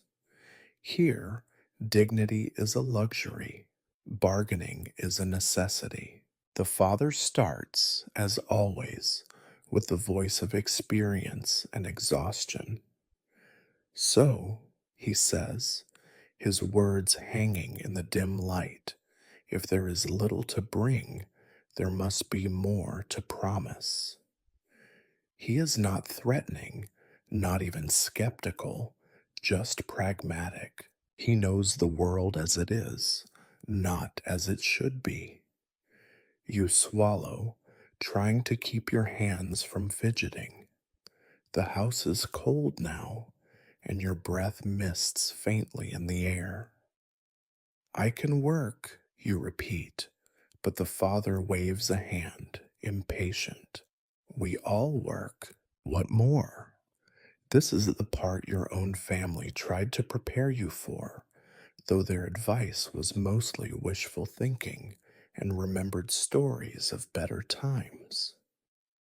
Still, you try. I know how to mend shoes, you say. I can repair a roof, carve a new handle for an axe. I can cut timber and haul stones. I am not afraid to rise early or to go to bed hungry if it means the children eat. The mother listens, weighing your words. She has heard such promises before, seen them broken. Can you read? She asks, almost out of nowhere. Can you write? You shake your head. Few in your village can. No, you admit. But I can count, and I keep good memory of what is owed and what is paid. The eldest son joins in, more direct, his voice edged with the impatience of youth. If there is no dowry, what will you do for us? If there is a roof to be mended, will you climb it in winter? If the grain spoils, will you go to the city for more, even if the roads are thick with mud? You look him in the eye. I will do what must be done. I have gone to market in storms. I have waded chest deep in the river to cut willows. I am not the strongest, but I will be the last to stop. He nods, satisfied, or at least willing to let the matter rest. The mother presses further, and if there is illness, who will care for us? You hesitate, thinking of your own family's struggles, the endless, thankless care given by those too tired to speak of it. I will learn, you say, simply. What your daughter does for you, I will do for her. The bargaining grows more granular.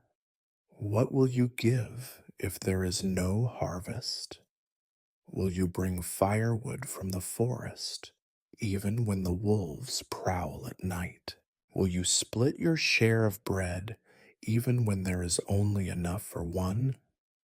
The answers are all yes, because they must be, because anything less than yes is the end of hope, and you have already given all the truth you have. The mother stands and retrieves a heavy iron key from a shelf. She hands it to the eldest daughter, who disappears into the back room, returning with a battered chest. Inside are small things: a ragged linen, a bit of dried fruit, a few coins carefully counted and recounted. The bride's dowry, not wealth, not even security, just the promise of something better someday. The mother places it before you, and you sense the meaning. This is what they can offer.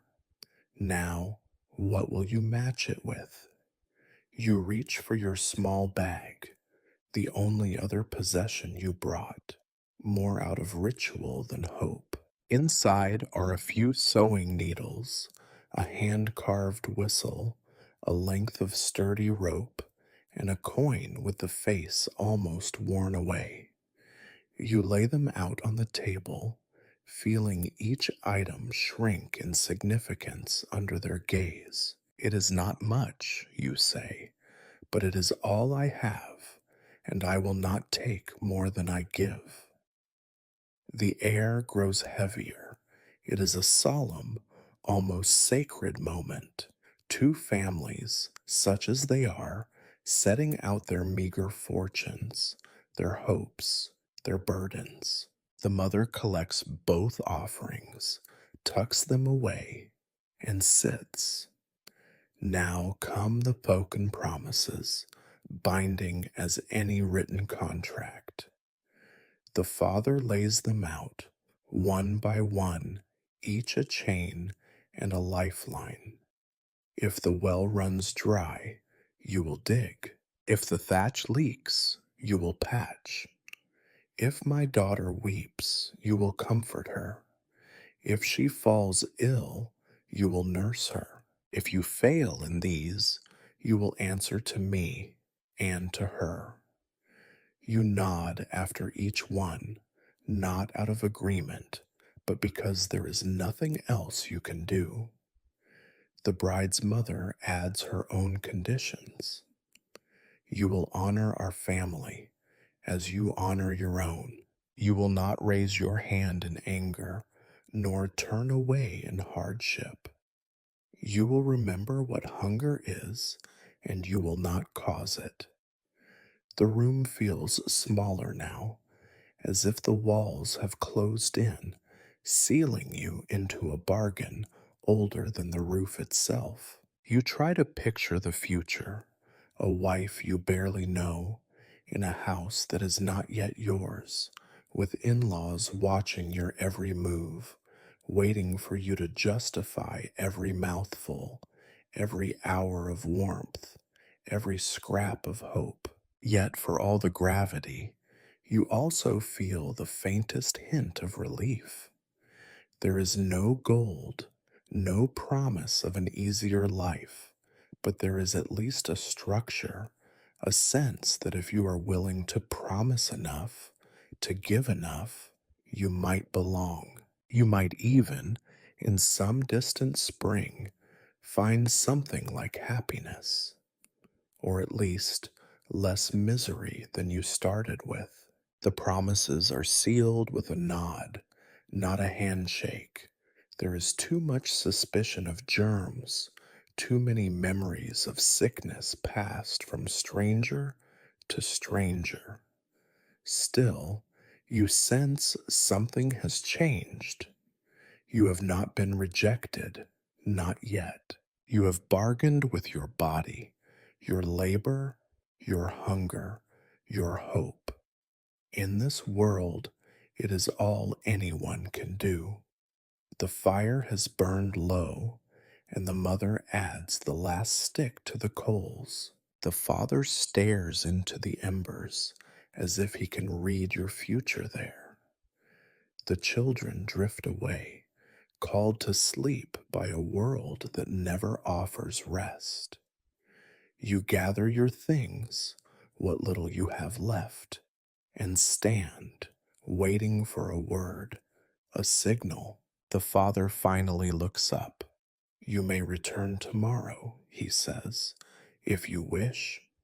There will be more work and more to talk of, but you may return.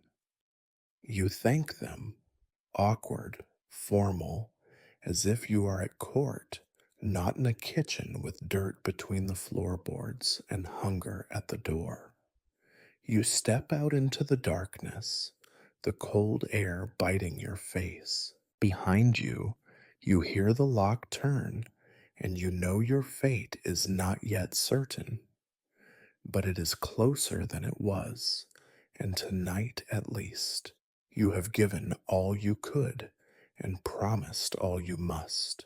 If the bargaining of men is hard and public, the work of women in these matters is quieter, older, and far more mysterious. You are a guest in this house and a supplicant at this table, but there is another current flowing through the night, a web of glances, gestures, and unspoken rituals that bind the fate of your suit more surely than any promise of firewood or calloused hands. The dinner is cleared away and the family disperses.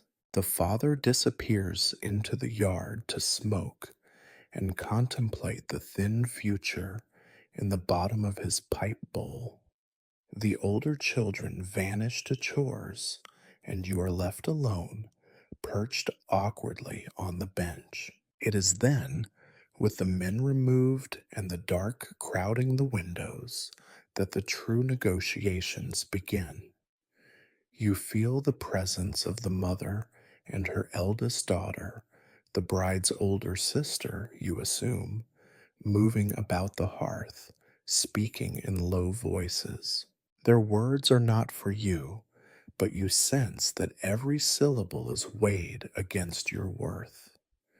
The mother takes a crust of bread, dips it in salt, and mutters a few words, so quickly and quietly you cannot catch them. She sets the bread on the stove, lets it scorch just a little, then drops it into the ashes.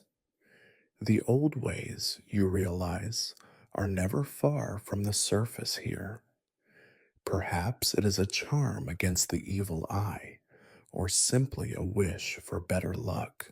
It does not matter. You are not meant to know. You feel watched, not by the men who judge with words and questions, but by the women who judge with their hearts and their secrets. The bride herself remains hidden, somewhere behind the thin partition, but you sense her presence like a shadow in the corner of your vision. Now and then you hear her voice, muffled, sharing a quick word with her mother, or giggling with a sister over the worn fabric of a borrowed dress. There is a rustle of skirts, a creak of the floorboards. You catch a glimpse of her hand, white and quick as a mouse, darting to adjust a bowl or gather the remains of supper. Once you see her eyes, dark and searching, peering through a crack in the curtain. You look away, not wanting to seem forward, but the memory of her gaze lingers. Was she assessing you, or simply curious to see the boy her parents have summoned for inspection. A cold draft snakes across the floor, carrying with it the faintest hint of dried herbs. You realize the mother has begun another ritual, this one older still, passed down from grandmothers to daughters. She takes a bundle of sage, tied with red thread, and waves it over the table, murmuring something that sounds almost like a threat. You have heard stories how a good match is protected by charms and small magics, how a bad one can be driven away by a pinch of salt or the ashes of a blackened loaf. As the smoke rises, the air grows thicker. You shift on the bench, unsure if you are supposed to participate or merely endure. The mother's eyes flick to you, sharp and appraising, before she returns to her work. There is nothing for you to do but wait, to be the passive object of these rites.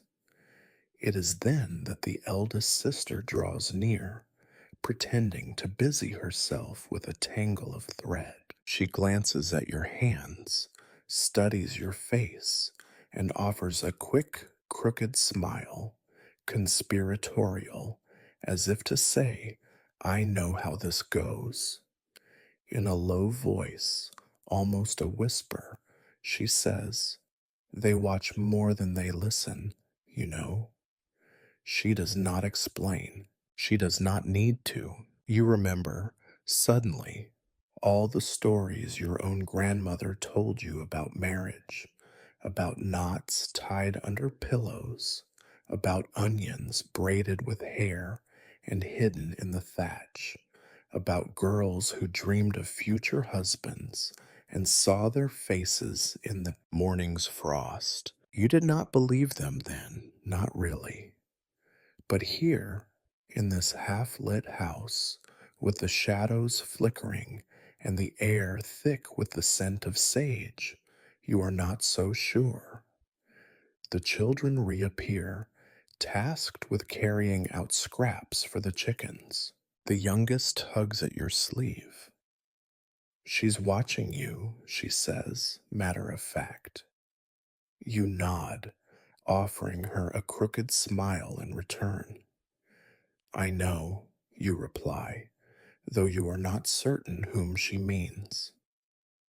A few moments later, the bride's grandmother arrives. She moves slowly, wrapped in a shawl so heavy with patches it could stand up on its own.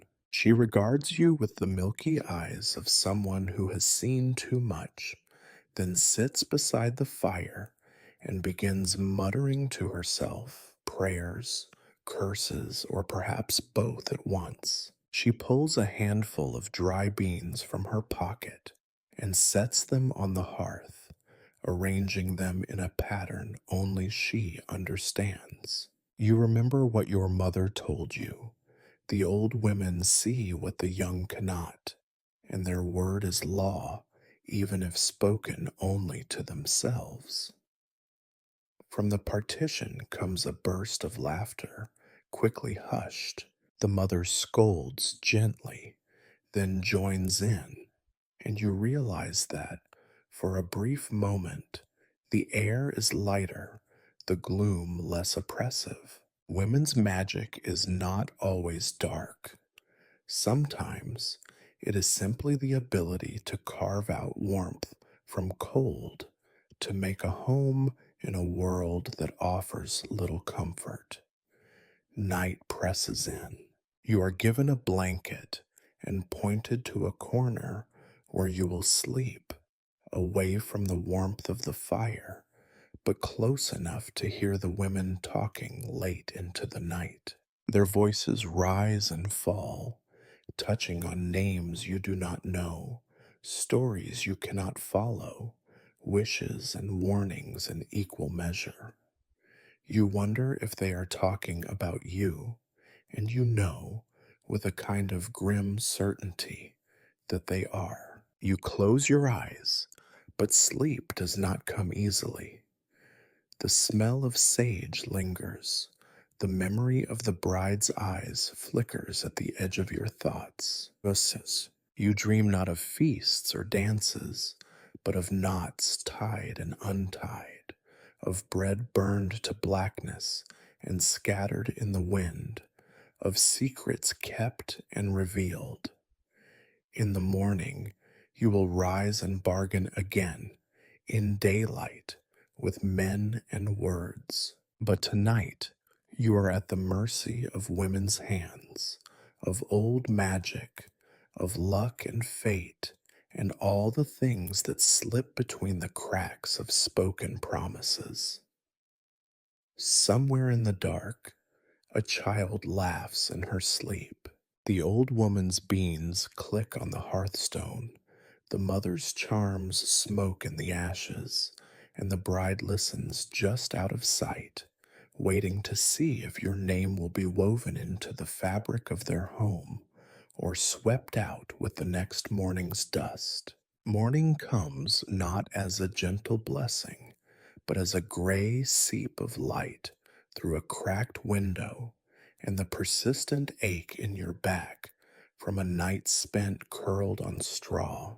The Zakarian house is already alive, with the low murmur of women's voices, the scrape of feet on the plank floor, the cough of a child too long in the cold. You are not part of their mourning, not yet. You linger in the half shadow between guest and outsider, wondering whether last night's charms and bargains tipped the scales in your favor or merely revealed your many shortcomings under a different light. No one rushes you out of your corner, but no one invites you to the hearth either. The mother nods a brief greeting, busy with a pot of thin porridge. The father is gone, out to the fields, or perhaps to weigh the problem of you with the other men over a shared pipe and the morning's stale bread.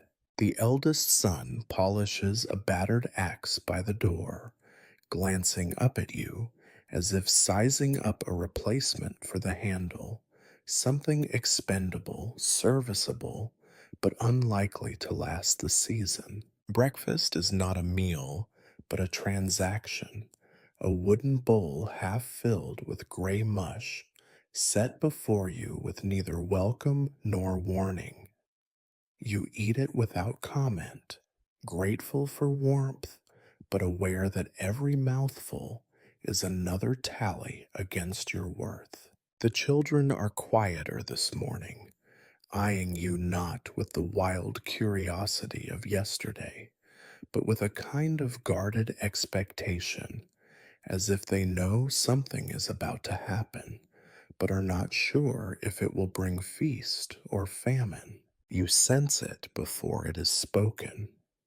Today is the day of reckoning, the weighing of all your words and efforts, the silent counsel behind closed doors. When the meal is done, the mother ushers the children out to chores, and the bride's grandmother shoos you gently toward the yard. Go on now, she mutters. Let them think. Her tone is not unkind, but it leaves no room for argument. Outside, the world is heavy with the chill of early spring. You walk the perimeter of the yard, keeping well clear of the rooster who still remembers yesterday's indignity. The thin dog regards you with the mournful eyes of one who has seen too many hopeful faces come and go. You find a spot by the fence, hunker down, and wait. There is nothing else to do. Waiting is a skill you never wanted to master, but necessity makes experts of everyone. The minutes are slow, each marked by the clatter of a bucket or the echo of a distant voice. You run through every moment of the previous day, measuring each answer, each misstep, Each awkward silence. Should you have praised the mother's bread more, even though it nearly broke your tooth? Should you have offered to patch the roof or chop wood this morning, instead of meekly accepting a bowl of porridge? Did you look the father in the eye too much, or not enough? The uncertainty gnaws at you. You remember stories of other suitors, some who waited hours and left with a bride and a future, others who waited just as long and left with nothing but the shame of being refused. You wonder which one you will become and whether you have any say in it at all. The village is never truly quiet, but the sounds are different now. No one calls your name. There are no songs from the children, no curious neighbors poking their heads over the fence. The household is focused inward, closed against the world. Somewhere inside, the council is held. The mother arguing for thrift and the necessity of an extra pair of hands. The father worrying about another hungry winter. The grandmother tossing beans and reading their pattern in the ashes. The bride herself, you imagine, stands apart from the council, her opinion courted but never decisive, her fate bound to the outcome, yet strangely outside it. Time becomes strange, measured not by clocks or the movement of the sun, but by the slow settling of mud on your boots, by the stiffening of your fingers in the morning cold, by the growing ache in your stomach as hunger returns. Doubt comes easily, hope never. You try to distract yourself with chores. You collect kindling, sweep the yard, fix a sagging post. No one thanks you, but you do it anyway. Work is a language here, one that must be spoken even when no one is listening. Once you catch a glimpse of the bride through the window, her face pale, eyes unreadable. She does not wave. You do not smile. Whatever happens now, you will have to live with it, in memory if not in marriage. At last, the door creaks open and the father appears, framed in the yellow light of the house. He does not beckon, but you understand it is time. You brush the mud from your sleeves, square your shoulders, and go inside. The house feels smaller than before, crowded with the weight of what comes next. The mother sits by the fire, her hands folded, her face closed. The grandmother is silent, her beans swept away. The children hover at the edge of the room, their game forgotten. The father gestures to the bench. Sit, he says, his voice giving nothing away. As you take your place, you realize the decision is already made, or perhaps it never was yours to influence. You wait, every muscle tense, as the family prepares to speak. There is no ceremony here, no speech, no blessing, only the verdict and the long echo of your own hope, still waiting, still hungry.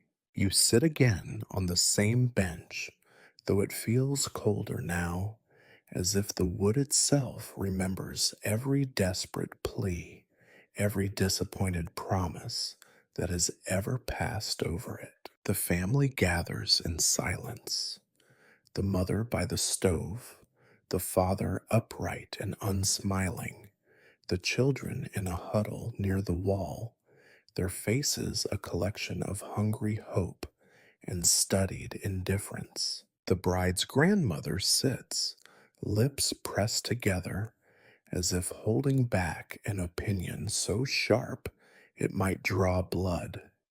No one rushes. The father taps his knuckles on the table, and in the hush, you hear the small, everyday sounds of a house where the future is always up for debate.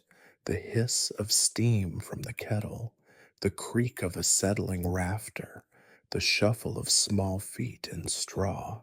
The world outside might be moving on, men calling to cattle, women fetching water, crows picking at last year's bones in the fields. But here, in this room, time seems pinned down, squirming. Finally, the father clears his throat. He does not look at you as he speaks, but somewhere over your head, as if addressing a jury that cannot be seen. We have talked, he begins, and we know what there is and what there is not. He pauses, as if letting the words settle like dust. A family must weigh what it gains and what it loses. That is the way. You come with little, you promise much. We know that promises feed no one in winter, but we also know that no man eats without hope.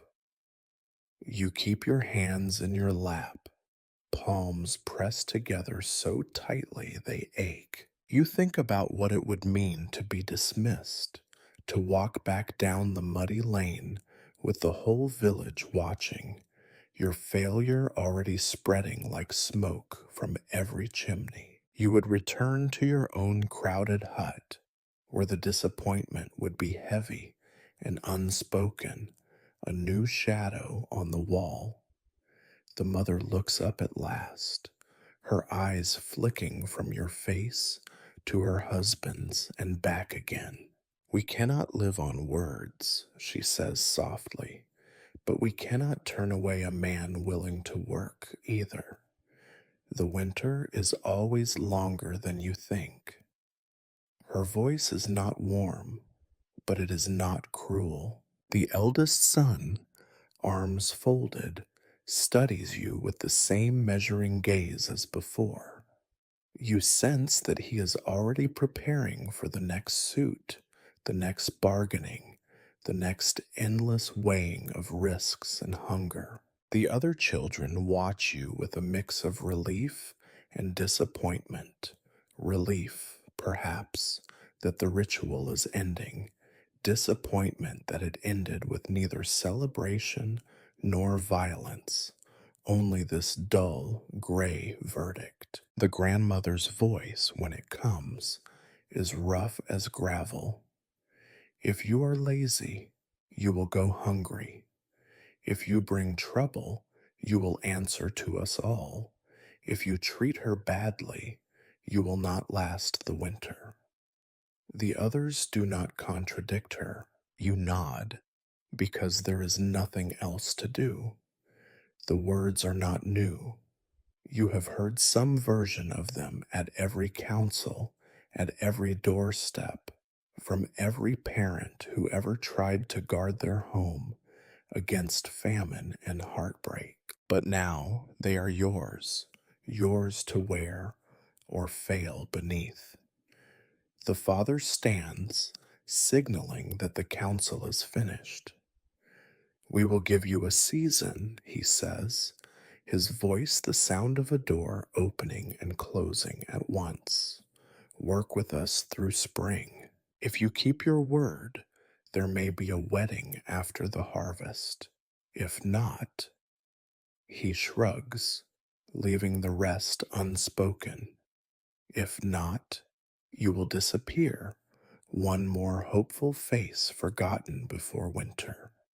You feel the weight of that season already. It is not a promise, not even a hope, just a narrow path laid before you, flanked on all sides by mud, hunger, and the silent judgment of those who need you to be more than you are. You accept, because not to accept would be to admit that you have nothing else to bargain with, not even the dignity of refusal. The mother nods, her face unreadable. There is work to do, she says, and that is the closest thing to a blessing you will receive. The council breaks apart as quietly as it formed, the family scattering to their morning chores, the children slipping away, the grandmother muttering a prayer or a curse at the hearth. You sit a moment longer on the bench, letting the cold seep into your bones, feeling not relief, not joy, but the numb ache of survival. The house is not yours, not yet. The future is still an open wound, but you are not turned away. For now, that is enough. As you stand to leave, the bride herself finally appears in the doorway, her hair loose, her eyes steady. She does not smile, but she does not look away. In that look, brief, measuring, oddly kind, you sense the beginning of a new, unspoken contract. Two people, neither with much to give, both held together by nothing but necessity and the faintest whisper of what might be hope. You step out into the yard, into the pale, cold morning. The village is as it was, muddy, indifferent, alive with the slow labor of another hard year. You are as you were, only now you are part of something fragile, provisional, unsteady as the fence you mended yesterday. The world has not changed, but your place in it has, if only by the narrowest margin. There will be more councils, more seasons, more waiting, and more judgments, and every promise will be tested 100 times before it is believed. But for now, you are not cast out. For now, you remain. The verdict is harsh, but it is not the worst you could have received. Here, that is almost the same as a blessing. You trudge home in the fading light, the mud clinging to your boots a little heavier than yesterday. The lane is empty now, the gossiping neighbors busy with their own worries, the children called inside, the windows aglow with candlelight, and the silhouettes of families hunched around their scant meals. You feel the cold deep in your bones, not the sharp, fleeting cold of wind, but the long, aching cold of disappointment and exhaustion. When you reach your own door, you pause. The hut looks smaller, meaner, somehow even less than you remember. You hesitate, not wanting to open it, not wanting to see the hunger on your siblings' faces, the anxiety in your mother's eyes, the silent, loaded disappointment that you know will settle on your father's brow. But there is nowhere else to go, and in this world, even your defeats must be brought home to share. You step inside, blinking in the smoky half dark. Your family is gathered around the table, eating what remains of a pot of barley stew, thin as rainwater and twice as gray. They look up, all at once, the moment stretched taut as a thread. For a breath, no one speaks. Your mother is first to break the silence, setting down her spoon with deliberate care. Well, she asks, her voice careful, too careful, as if she already knows and is bracing for the answer. Your siblings watch you, eyes wide, torn between hope for a story and fear of another bad ending. Even your youngest brother, usually indifferent to everything but his own hunger, leans forward. You recount the verdict, not acceptance, not yet, but not a final refusal either. You tell them that you have been offered a season, that if you prove yourself, if you work, if you endure, if you become less of a burden and more of an asset, there may be a marriage after harvest. The words sound thin, unimpressive, even as you say them. The season stretches ahead of you like an unbroken road of mud and toil. Your father grunts. A season, he says, as if tasting something bitter. So, they want a laborer, not a son. He says it flatly, with the certainty of someone who has made the same bargain too many times and seen it turn sour. There is no pride in his face, only the burden of knowing that your struggle is now his as well. Your mother is more hopeful. She always is. It could be worse, she says, her hands folding and unfolding in her lap. You could have been turned away. At least there is a chance. But her words do not quite reach her eyes. She looks at you as if she wants to say something comforting, something true, but cannot find it. Your siblings, relieved that the story is not yet over, begin to fill the silence with their own questions. Will you bring her here, or will you stay there? Will they feed you, or must you bring your own? What if they do not like you? Each question is a small stone in your shoe, and you answer as best you can, knowing that none of it will matter if you fail the test to come. Then come the criticisms, as inevitable as the return of hunger. Your father starts. You should have pressed for more, promised them less. Never let them see how desperate we are. Your mother. Did you remember to thank the grandmother for the bread? Did you bow enough, not too much? Your eldest brother. Next time bring something better than bread. No one wants a groom who arrives empty handed. Your sisters. Were you polite? Did you keep your eyes down? Did you smile at the right time? Each family member has their own memory of the right way to win favor, their own tale of a cousin or neighbor who succeeded where you have stumbled. Every flaw is exposed, every hesitation dissected, every small error magnified. The longer you sit, the more the evening feels like a second council, this one more familiar, more personal, and just unforgiving. No one thanks you for trying. No one sees how close you came to being turned away, or how much it cost you to admit, again and again, just how little you have. No one asks how you feel. Here, your feelings are as invisible as your hunger. There is no time for self pity, not when survival is so precarious. Your father, finally, sums up the evening. You had one job, he says. You did not fail, but you did not win. Now you must work harder. Prove to them you are worth the food you eat.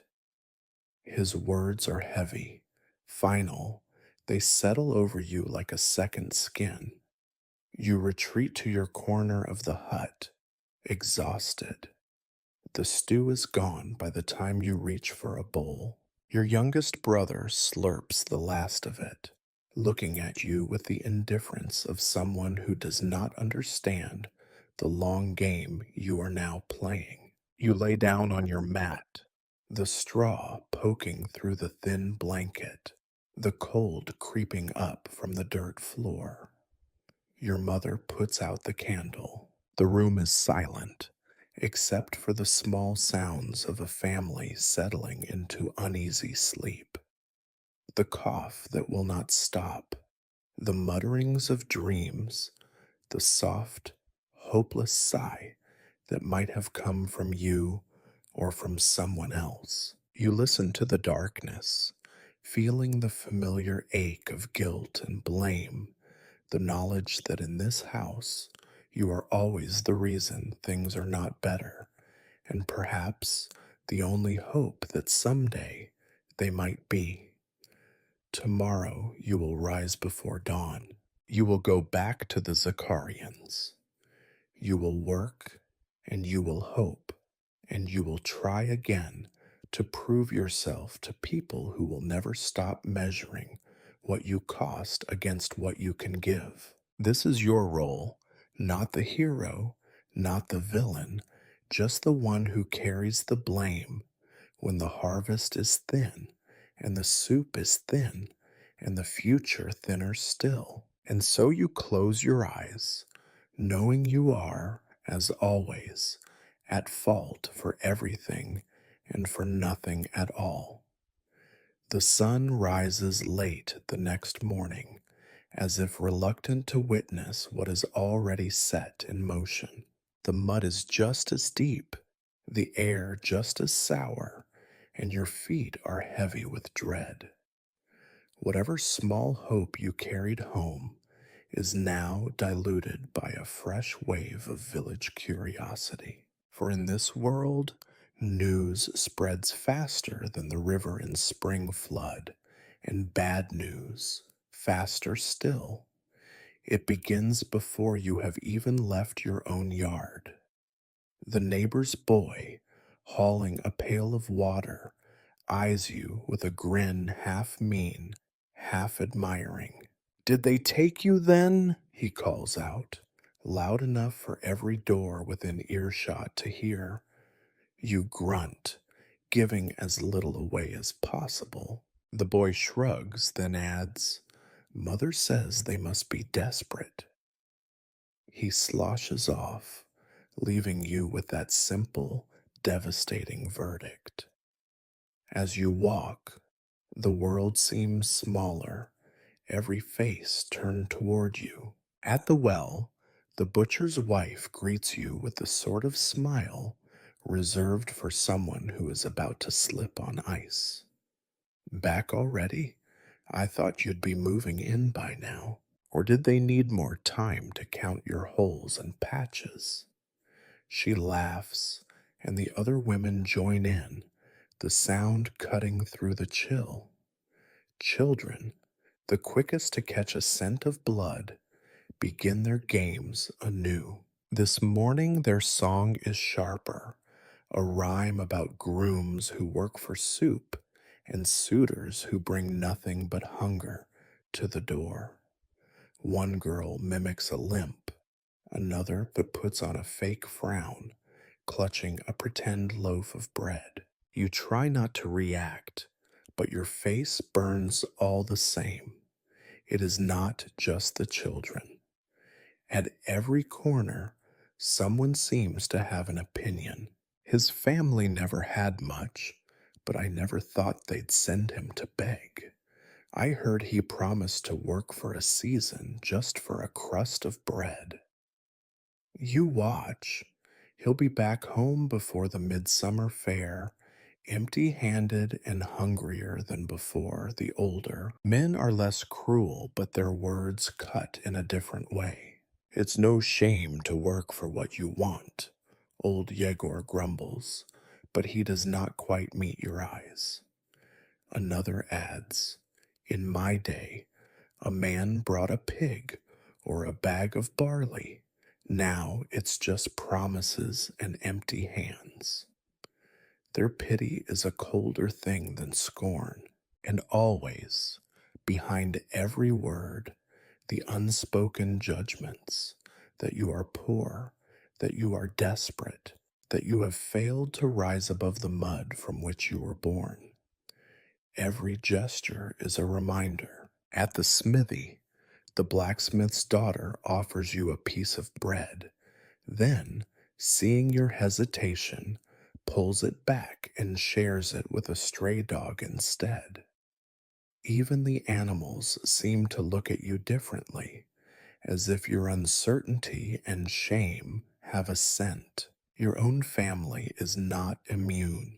That night, as you return from a day of chores at the Zacharians, silent work, broken only by the occasional command or wordless gesture, you find your siblings huddled in the corner, whispering about what the neighbors have said. He'll never get married if he keeps coming back empty. Maybe the Zacharians want a servant, not a son. Mother says he's not trying hard enough. You pretend not to hear, but every word lands somewhere soft and raw. Even the Zacharians treat you with a new, careful distance. The bride's brothers watch you as if you might break and cost them an extra share at supper. The grandmother eyes you with suspicion, her beans clicking more often, her muttering louder. The bride herself does not appear, except at a distance, moving quickly from one chore to another, her head bowed, her eyes fixed on the ground. Yet the most punishing gossip is the kind that seeps into your own thoughts. Every whispered rumor, every mocking laugh, every sideways glance becomes another stone in your pocket. You question every answer you gave, every promise you made.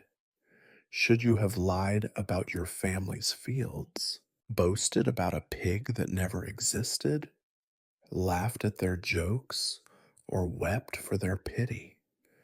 You are humiliated, not just by what others say, but by what you now say to yourself in the quiet moments between chores. Some nights, you think about leaving, going to another village, a new place where no one knows your story. But you know how those stories travel too, carried on the backs of traders and through the mouths of traveling priests. Even there, you would only become the latest rumor, another stranger with empty hands and too many explanations. And so you endure. Each morning, you return to the Zacharian yard, working in silence, knowing your every move is watched and weighed.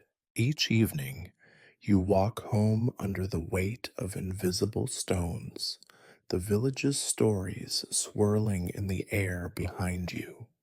You become, slowly and painfully, not just a boy seeking a bride, but a cautionary tale in the making.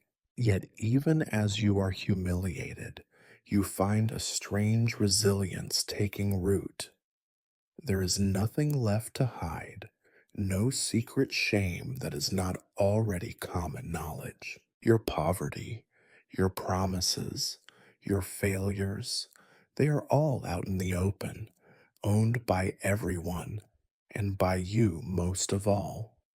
The only thing left to do is keep going, to work, to hope, to wait for the gossip to fade, as it always does in time.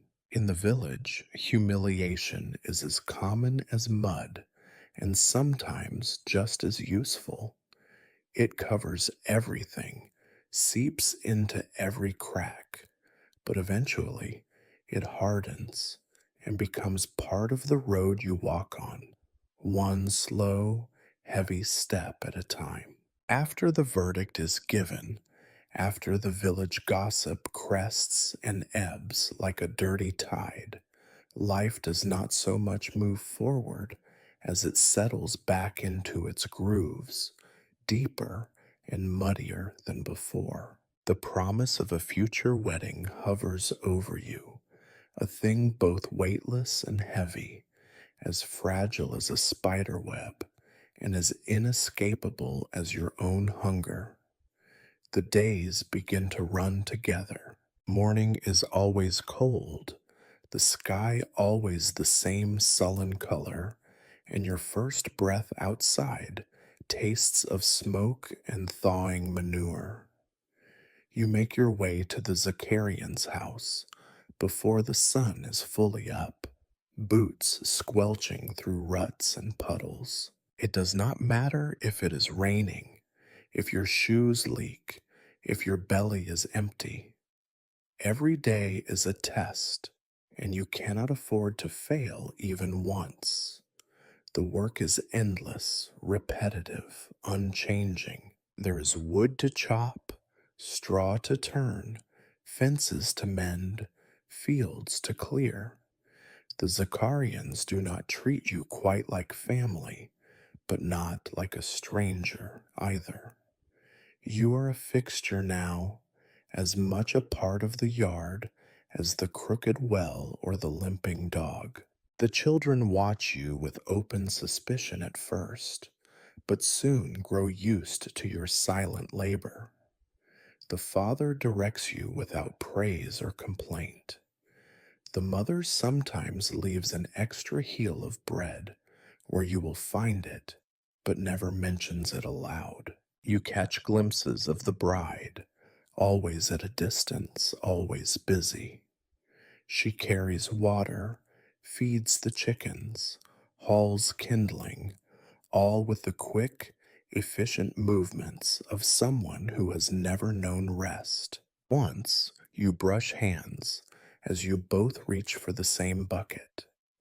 The contact is brief, accidental, and she does not look at you, but you remember it for days. There are preparations of a sort, not for a feast. No one here can spare food for a real celebration, but for the fact that if the season goes well, if no one falls sick or dies or leaves in shame, a wedding might actually happen. The bride's mother begins to set aside scraps of cloth, worn but clean, that might become a new headscarf or a patch for your only tunic. The grandmother hoards dried herbs and mutters prayers as she tucks them under the eaves. The oldest daughter makes a game of counting eggs, predicting how many will be needed for bread if the day ever comes. For you, the preparation is mostly more work. You rise earlier, stay later, volunteer for the hardest chores. You fetch water in the rain, patch the leaky roof, clear the muck from the pigsty with hands so numb you barely feel the blisters. Every task is another stone in the invisible wall you are building around your hope, a wall that may protect you from disappointment or may simply keep it in. Your own family watches from a distance, their interest mingled with anxiety and resentment. Your father warns you not to be taken advantage of, to demand your rights if the wedding is delayed too long. Your mother urges patience, reminding you that good things never come quickly to people like you. Your siblings mock and imitate, sometimes helpful, sometimes cruel, always watching to see if you will be the one who finally changes their luck. There are moments, rare and quiet, when it seems the world might be shifting. Once you hear the bride laugh, not at you, but not entirely without you. Another evening, the father shares a piece of sausage, the first meat you have tasted since winter. The gesture is small, but you treasure it, a thin thread of acceptance in a fabric mostly woven from doubt. But there is no certainty, no promise you can touch or hold. The wedding is a future thing, a maybe, a possibility that depends on good weather, healthy animals, and the absence of misfortune. Every morning, you wonder if today will be the day when the father calls you inside and says the time has come. Every night, you fall asleep aching in every bone, telling yourself that waiting is just another form of work. Meanwhile, the village never forgets. The gossip slows but does not stop. Some say you have been tricked, that the Zacarians are using you for labor.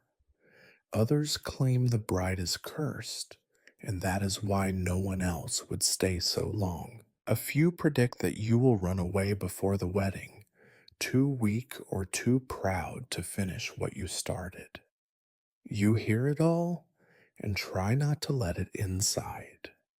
You do not know if you are winning or losing. Some days you think you see a future here, a corner by the stove, a place at the table, a bed shared with someone who, if not in love, is at least not a stranger. Other days it seems like a trick, a trap, a long, slow punishment for having nothing to offer but yourself. Through it all, you wait, you work, you hope in a way that is quiet, persistent, almost invisible. You tell yourself that patience is a virtue, that endurance is a kind of love.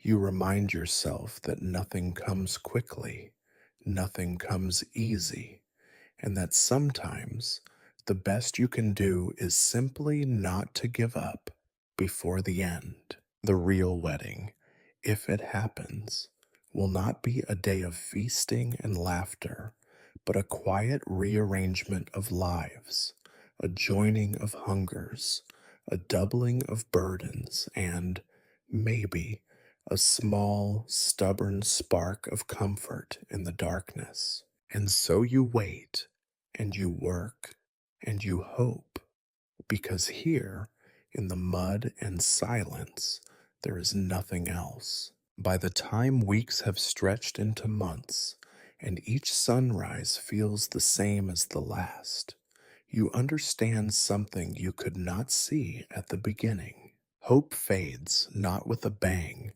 but with the slow, gray drip of repetition, the unbroken monotony of mud and labor.